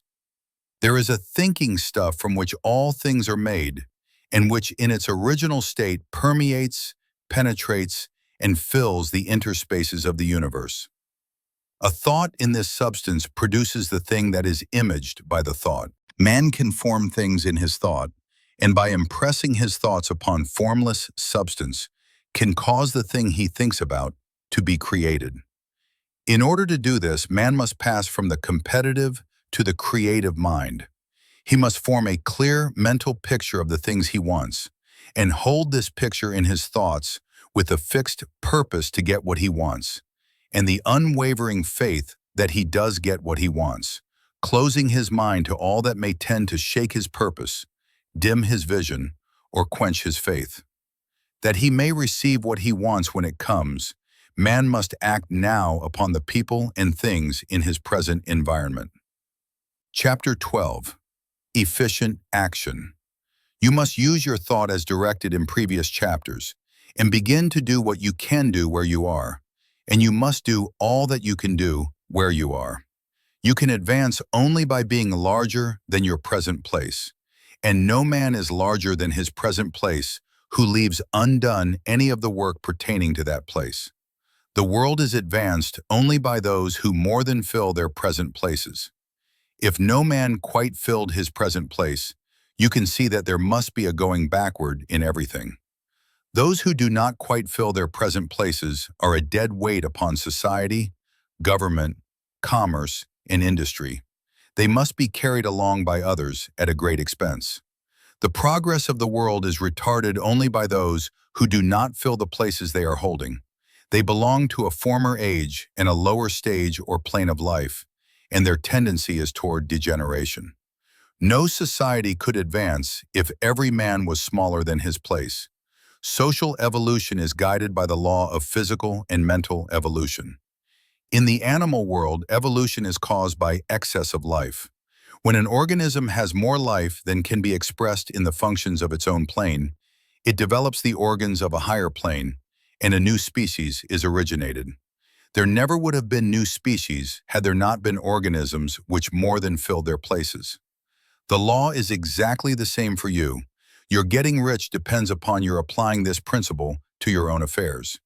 Every day is either a successful day or a day of failure, and it is the successful days which get you what you want. If every day is a failure, you can never get rich, while if every day is a success, you cannot fail to get rich. If there is something that may be done today and you do not do it, you have failed insofar as that thing is concerned, and the consequences may be more disastrous than you imagine. You cannot foresee the results of even the most trivial act. You do not know the workings of all the forces that have been set moving in your behalf. Much may be depending on your doing some simple act. It may be the very thing which is to open the door of opportunity to very great possibilities. You can never know all the combinations which supreme intelligence is making for you in the world of things and of human affairs. Your neglect or failure to do some small thing may cause a long delay in getting what you want. Do, every day, all that can be done that day. There is, however, a limitation or qualification of the above that you must take into account. You are not to overwork, nor to rush blindly into your business in the effort to do the greatest possible number of things in the shortest possible time. You are not to try to do tomorrow's work today, nor to do a week's work in a day. It is really not the number of things you do, but the efficiency of each separate action that counts. Every act is, in itself, either a success or a failure. Every act is, in itself, either effective or inefficient. Every inefficient act is a failure, and if you spend your life in doing inefficient acts, your whole life will be a failure. The more things you do, the worse for you, if all your acts are inefficient ones. On the other hand, every efficient act is a success in itself, and if every act of your life is an efficient one, your whole life must be a success. The cause of failure is doing too many things in an inefficient manner and not doing enough things in an efficient manner. You will see that it is a self-evident proposition that if you do not do any inefficient acts, and if you do a sufficient number of efficient acts, you will become rich. If now it is possible for you to make each act an efficient one, you see again that the getting of riches is reduced to an exact science, like mathematics. The matter turns, then, on the question whether you can make each separate act a success in itself. And this you can certainly do. You can make each act a success because all power is working with you, and all power cannot fail. Power is at your service, and to make each act efficient, you have only to put power into it. Every action is either strong or weak, and when everyone is strong, you are acting in the certain way which will make you rich. Every act can be made strong and efficient by holding your vision while you are doing it, and putting the whole power of your faith and purpose into it. It is at this point that the people fail who separate mental power from personal action. They use the power of mind in one place and at one time, and they act in another place and at another time. So their acts are not successful in themselves. Too many of them are inefficient. But if all power goes into every act, no matter how commonplace, every act will be a success in itself. And as in the nature of things, every success opens the way to other successes. Your progress toward what you want and the progress of what you want toward you will become increasingly rapid. Remember that successful action is cumulative in its results. Since the desire for more life is inherent in all things, when a man begins to move toward larger life, more things attach themselves to him, and the influence of his desire is multiplied. Do, every day, all that you can do that day and do each act in an efficient manner. In saying that you must hold your vision while you are doing each act, however trivial or commonplace, I do not mean to say that it is necessary at all times to see the vision distinctly to its smallest details. It should be the work of your leisure hours to use your imagination on the details of your vision and to contemplate them until they are firmly fixed upon your memory. If you wish speedy results, spend practically all your spare time in this practice. By continuous contemplation, you will get the picture of what you want, even to the smallest details, so firmly fixed upon your mind and so completely transferred to the mind of formless substance that in your working hours you need only to mentally refer to the picture to stimulate your faith and purpose and cause your best effort to be put forth. Contemplate your picture in your leisure hours until your consciousness is so full of it that you can grasp it instantly. You will become so enthused with its bright promises that the mere thought of it will call forth the strongest energies of your whole being. Let us again repeat our syllabus, and by slightly changing the closing statements, bring it to the point we have now reached. There is a thinking stuff from which all things are made, and which in its original state permeates, penetrates, and fills the interspaces of the universe. A thought in this substance produces the thing that is imaged by the thought. Man can form things in his thought, and by impressing his thought upon formless substance, can cause the thing he thinks about to be created. In order to do this, man must pass from the competitive to the creative mind. He must form a clear mental picture of the things he wants, and do, with faith and purpose, all that can be done each day, doing each separate thing in an efficient manner. Chapter 13. Getting into the right business. Success in any particular business depends, for one thing, upon your possessing in a well-developed state the faculties required in that business. Without good musical faculty, no one can succeed as a teacher of music. Without well-developed mechanical faculties, no one can achieve great success in any of the mechanical trades. Without tact in the commercial faculties, no one can succeed in mercantile pursuits. But to possess in a well-developed state the faculties required in your particular vocation does not ensure getting rich. There are musicians who have remarkable talent and who yet remain poor. There are blacksmiths, carpenters, and so on who have excellent mechanical ability, but who do not get rich. And there are merchants with good faculties for dealing with men who nevertheless fail. The different faculties are tools. It is essential to have good tools, but it is also essential that the tools should be used in the right way. One man can take a sharp saw, a square, a good plane, and so on, and build a handsome article of furniture. Another man can take the same tools and set to work to duplicate the article, but his production will be a botch. He does not know how to use good tools in a successful way. The various faculties of your mind are the tools with which you must do the work which is to make you rich. It will be easier for you to succeed if you get into a business for which you are well equipped with mental tools. Generally speaking, you will do best in that business which will use your strongest faculties, the one for which you are naturally best fitted. But there are limitations to this statement also. No man should regard his vocation as being irrevocably fixed by the tendencies with which he was born. You can get rich in any business, for if you have not the right talent for it, you can develop that talent. It merely means that you will have to make your tools as you go along, instead of confining yourself to the use of those with which you were born. It will be easier for you to succeed in a vocation for which you already have the talents in a well-developed state. But you can succeed in any vocation, for you can develop any rudimentary talent, and there is no talent of which you have not at least the rudiment.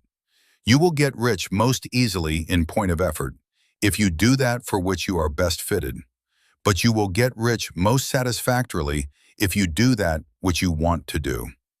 Doing what you want to do is life, and there is no real satisfaction in living if we are compelled to be forever doing something which we do not like to do, and can never do what we want to do. And it is certain that you can do what you want to do. The desire to do it is proof that you have within you the power which can do it. Desire is a manifestation of power. The desire to play music is the power which can play music, seeking expression and development. The desire to invent mechanical devices is the mechanical talent seeking expression and development. Where there is no power, either developed or undeveloped, to do a thing, there is never any desire to do that thing. And where there is strong desire to do a thing, it is certain proof that the power to do it is strong, and only requires to be developed and applied in the right way. All things else being equal, it is best to select the business for which you have the best developed talent. But if you have a strong desire to engage in any particular line of work, you should select that work as the ultimate end at which you aim. You can do what you want to do, and it is your right and privilege to follow the business or avocation which will be most congenial and pleasant. You are not obliged to do what you do not like to do, and should not do it except as a means to bring you to the doing of the thing you want to do. If there are past mistakes whose consequences have placed you in an undesirable business or environment, you may be obliged for some time to do what you do not like to do. But you can make the doing of it pleasant by knowing that it is making it possible for you to come to the doing of what you want to do. If you feel that you are not in the right vocation, do not act too hastily in trying to get into another one. The best way generally to change business or environment is by growth. Do not be afraid to make a sudden and radical change if the opportunity is presented, and you feel after careful consideration that it is the right opportunity. But never take sudden or radical action when you are in doubt as to the wisdom of doing so. There is never any hurry on the creative plane, and there is no lack of opportunity. When you get out of the competitive mind, you will understand that you never need to act hastily. No one else is going to beat you to the thing you want to do. There is enough for all. If one place is taken, another and a better one will be open for you a little farther on. There is plenty of time. When you are in doubt, wait. Fall back on the contemplation of your vision and increase your faith and purpose. And by all means, in times of doubt and indecision, cultivate gratitude. A day or two spent in contemplating the vision of what you want, and in earnest thanksgiving that you are getting it, will bring your mind into such close relationship with the Supreme that you will make no mistake when you do act. There is a mind which knows all there is to know, and you can come into close unity with this mind by faith and the purpose to advance in life, if you have deep gratitude. Mistakes come from acting hastily, or from acting in fear or doubt, or in forgetfulness of the right motive, which is more life to all and less to none. As you go on in this certain way, opportunities will come to you in increasing number, and you will need to be very steady in your faith and purpose, and to keep in close touch with the All-Mind by reverent gratitude. Do all that you can do in a perfect manner every day, but do it without haste, worry, or fear. Go as fast as you can, but never hurry. Remember that in the moment you begin to hurry, you cease to be a creator and become a competitor. You drop back upon the old plane again. Whenever you find yourself hurrying, call a halt. Fix your attention on the mental image of the thing you want, and begin to give thanks that you are getting it. The exercise of gratitude will never fail to strengthen your faith and renew your purpose. Chapter 14. The Impression of Increase. Whether you change your vocation or not, your actions for the present must be those pertaining to the business in which you are now engaged. You can get into the business you want by making constructive use of the business you are already established in, by doing your daily work in a certain way. And insofar as your business consists in dealing with other men, whether personally or by letter, the key thought of all your efforts must be to convey to their minds the impression of increase. Increase is what all men and all women are seeking. It is the urge of the formless intelligence within them, seeking fuller expression. The desire for increase is inherent in all nature. It is the fundamental impulse of the universe. All human activities are based on the desire for increase.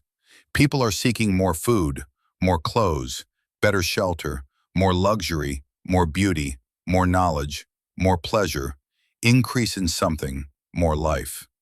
Every living thing is under this necessity for continuous advancement. Where increase of life ceases, dissolution and death set in at once. Man instinctively knows this, and hence he is forever seeking more. This law of perpetual increase is set forth by Jesus in the parable of the talents. Only those who gain more retain any. From him who hath not shall be taken away even that which he hath. The normal desire for increased wealth is not an evil or a reprehensible thing. It is simply the desire for more abundant life. It is aspiration. And because it is the deepest instinct of their natures, all men and women are attracted to him who can give them more of the means of life. In following the certain way as described in the foregoing pages, you are getting continuous increase for yourself, and you are giving it to all with whom you deal. You are a creative center from which increase is given off to all. Be sure of this, and convey assurance of the fact to every man, woman, and child with whom you come in contact.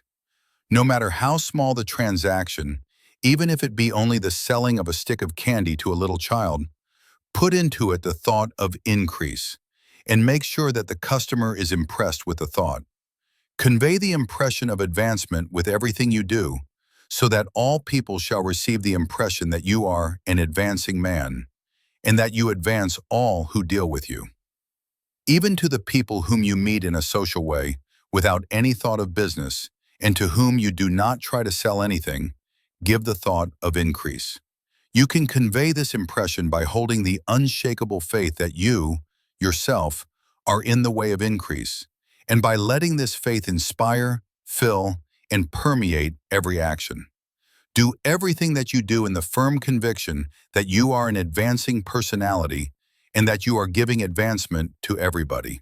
Feel that you are getting rich, and that in so doing you are making others rich and conferring benefits on all. Do not boast or brag of your success or talk about it unnecessarily. True faith is never boastful. Wherever you find a boastful person, you find one who is secretly doubtful and afraid. Simply feel the faith and let it work out in every transaction. Let every act and tone and look express the quiet assurance that you are getting rich, that you are already rich. Words will not be necessary to communicate this feeling to others. They will feel the sense of increase when in your presence and will be attracted to you again. You must so impress others that they will feel that in associating with you, they will get increase for themselves. See that you give them a use value greater than the cash value you are taking from them. Take an honest pride in doing this, and let everybody know it, and you will have no lack of customers. People will go where they are given increase, and the Supreme, which desires increase in all, and which knows all, will move toward you men and women who have never heard of you. Your business will increase rapidly, and you will be surprised at the unexpected benefits which will come to you. You will be able from day to day to make larger combinations, secure greater advantages, and to go on into a more congenial vocation if you desire to do so. But in doing all this, you must never lose sight of your vision of what you want, or your faith and purpose to get what you want. Let me here give you another word of caution in regard to motives. Beware of the insidious temptation to seek for power over other men. Nothing is so pleasant to the unformed or partially developed mind as the exercise of power or dominion over others. The desire to rule for selfish gratification has been the curse of the world. For countless ages, kings and lords have drenched the earth with blood in their battles to extend their dominions. This not to seek more life for all, but to get more power for themselves. Today, the main motive in the business and industrial world is the same. Men marshal their armies of dollars and lay waste the lives and hearts of millions in the same mad scramble for power over others. Commercial kings, like political kings, are inspired by the lust for power. Jesus saw in this desire for mastery the moving impulse of that evil world he sought to overthrow. Read the 23rd chapter of Matthew and see how he pictures the lust of the Pharisees to be called master, to sit in the high places, to domineer over others, and to lay burdens on the backs of the less fortunate. And note how he compares this lust for dominion with the brotherly seeking for the common good to which he calls his disciples. Look out for the temptation to seek for authority, to become a master, to be considered as one who is above the common herd, to impress others by lavish display, and so on. The mind that seeks for mastery over others is the competitive mind, and the competitive mind is not the creative one. In order to master your environment and your destiny, it is not at all necessary that you should rule over your fellow men. And indeed, when you fall into the world's struggle for the high places, you begin to be conquered by fate and environment, and your getting rich becomes a matter of chance and speculation. Beware of the competitive mind. No better statement of the principle of creative action can be formulated than the favorite declaration of the late Golden Rule Jones of Toledo. What I want for myself, I want for everybody. Chapter 15. The Advancing Man. What I have said in the last chapter applies as well to the professional man and the wage earner as to the man who is engaged in mercantile business. No matter whether you are a physician, a teacher, or a clergyman, if you can give increase of life to others and make them sensible of the fact, they will be attracted to you, and you will get rich. The physician who holds the vision of himself as a great and successful healer, and who works toward the complete realization of that vision with faith and purpose, as described in former chapters, will come into such close touch with the source of life that he will be phenomenally successful. Patients will come to him in throngs. No one has a greater opportunity to carry into effect the teachings of this book than the practitioner of medicine. It does not matter to which of the various schools he may belong, for the principle of healing is common to all of them, and may be reached by all alike. The advancing man in medicine, who holds to a clear mental image of himself as successful, and who obeys the laws of faith, purpose, and gratitude, will cure every curable case he undertakes, no matter what remedies he may use. In the field of religion, the world cries out for the clergyman who can teach his hearers the true science of abundant life. He who masters the details of the science of getting rich, together with the allied sciences of being well, of being great, and of winning love, and who teaches these details from the pulpit, will never lack for a congregation. This is the gospel that the world needs. It will give increase of life, and men will hear it gladly, and will give liberal support to the man who brings it to them. What is now needed is a demonstration of the science of life from the pulpit. We want preachers who can not only tell us how, but who in their own persons will show us how. We need the preacher who will himself be rich, healthy, great, and beloved, to teach us how to attain to these things. And when he comes, he will find a numerous and loyal following. The same is true of the teacher who can inspire the children with the faith and purpose of the advancing life. He will never be out of a job. And any teacher who has this faith and purpose can give it to his pupils. He cannot help giving it to them if it is part of his own life and practice. What is true of the teacher, preacher, and physician is true of the lawyer, dentist, real estate man, insurance agent, of everybody. The combined mental and personal action I have described is infallible. It cannot fail. Every man and woman who follows these instructions steadily, perseveringly, and to the letter will get rich.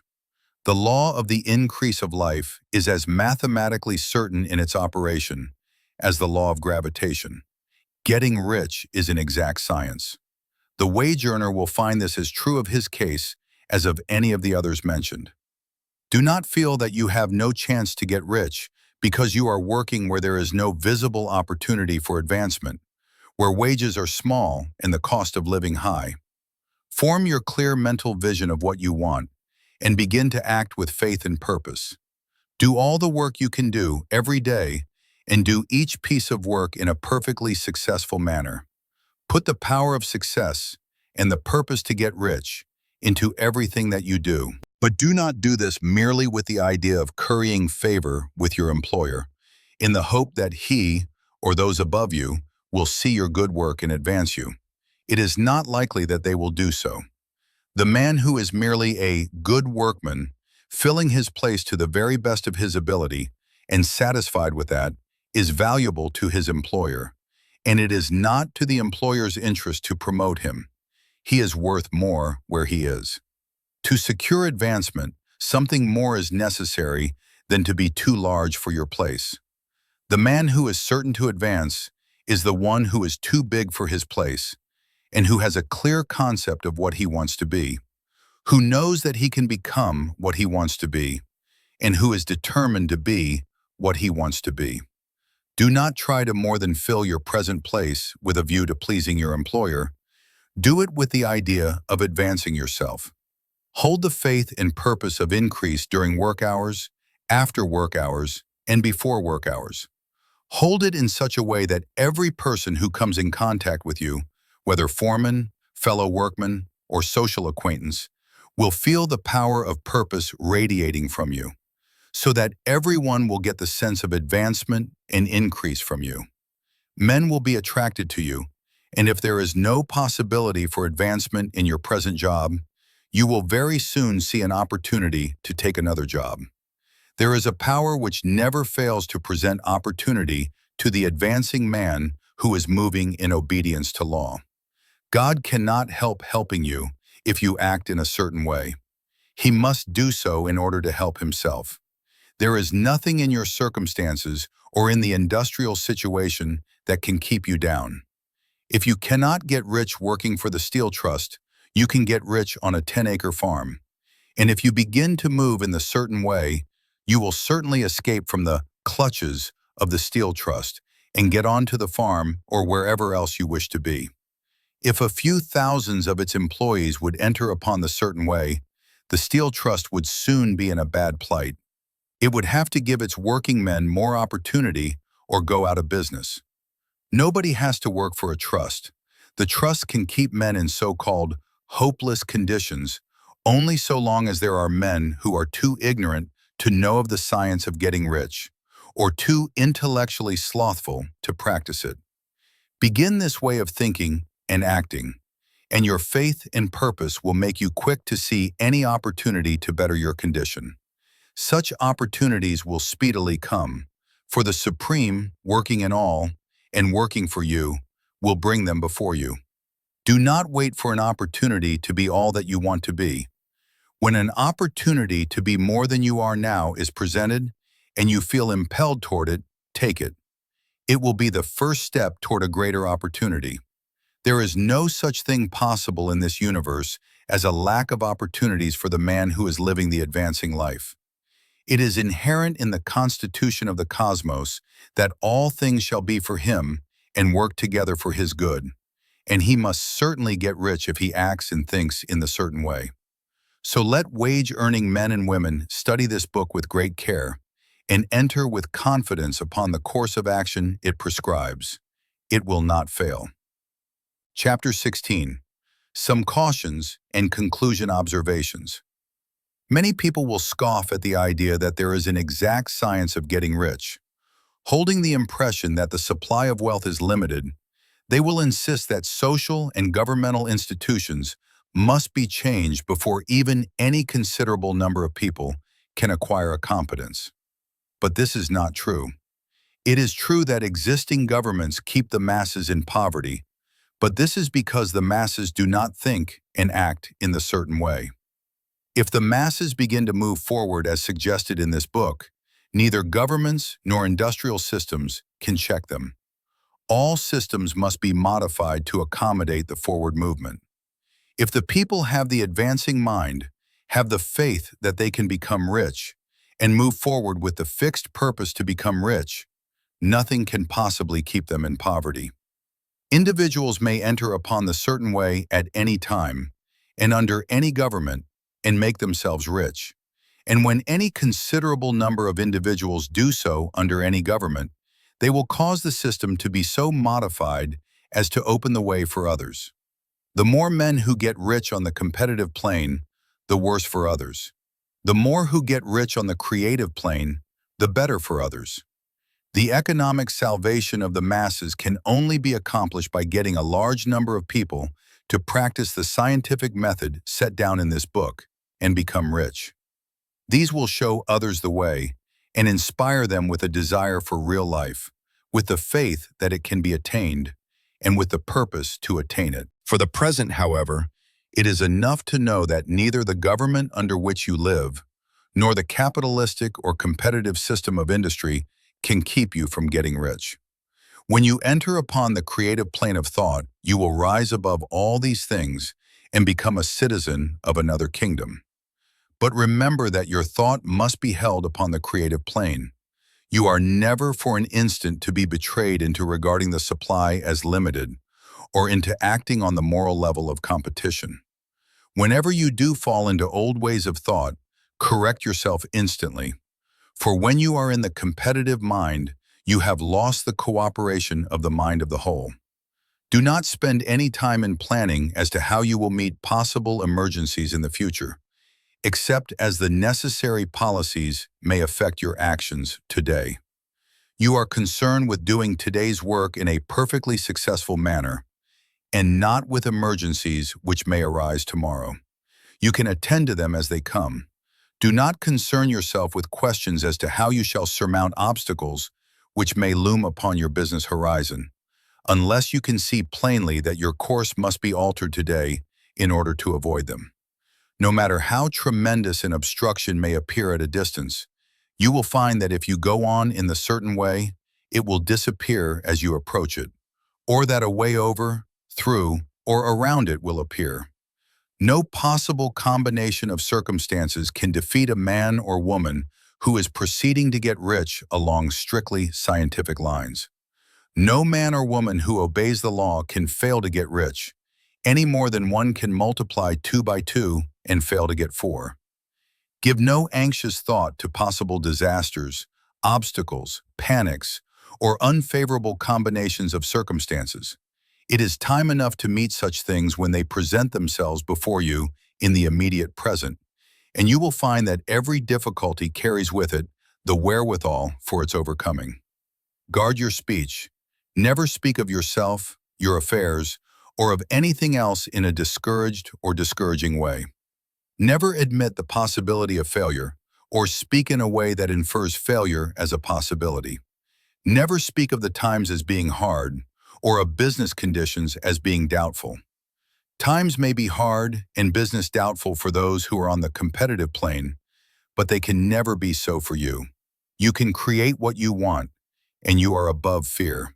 When others are having hard times and poor business, you will find your greatest opportunities. Train yourself to think of and to look upon the world as a something which is becoming, which is growing, and to regard seeming evil as being only that which is undeveloped. Always speak in terms of advancement. To do otherwise is to deny your faith, and to deny your faith is to lose it. Never allow yourself to feel disappointed. You may expect to have a certain thing at a certain time and not get it at that time, and this will appear to you like failure. But if you hold to your faith, you will find that the failure is only apparent. Go on in the certain way, and if you do not receive that thing, you will receive something so much better that you will see that the seeming failure was really a great success.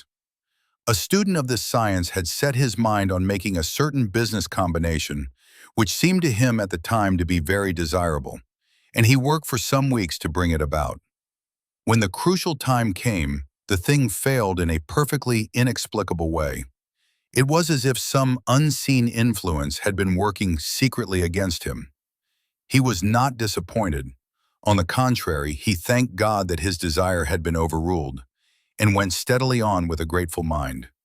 In a few weeks, an opportunity so much better came his way that he would not have made the first deal on any account, and he saw that a mind which knew more than he knew had prevented him from losing the greater good by entangling himself with the lesser. That is the way every seeming failure will work out for you, if you keep your faith, Hold to your purpose, have gratitude, and do, every day, all that can be done that day, doing each separate act in a successful manner. When you make a failure, it is because you have not asked for enough. Keep on, and a larger thing than you were seeking will certainly come to you. Remember this. You will not fail because you lack the necessary talent to do what you wish to do. If you go on as I have directed, you will develop all the talent that is necessary to the doing of your work. It is not within the scope of this book to deal with the science of cultivating talent, but it is as certain and simple as the process of getting rich. However, do not hesitate or waver for fear that when you come to any certain place you will fail for lack of ability. Keep right on, and when you come to that place, the ability will be furnished to you. The same source of ability which enabled the untaught Lincoln to do the greatest work in government ever accomplished by a single man is open to you. You may draw upon all the mind there is for wisdom to use in meeting the responsibilities which are laid upon you. Go on in full faith. Study this book. Make it your constant companion until you have mastered all the ideas contained in it. While you are getting firmly established in this faith, you will do well to give up most recreations and pleasures, and to stay away from places where ideas conflicting with these are advanced in lectures or sermons. Do not read pessimistic or conflicting literature, or get into arguments upon the matter. Do very little reading outside of the writers mentioned in the preface.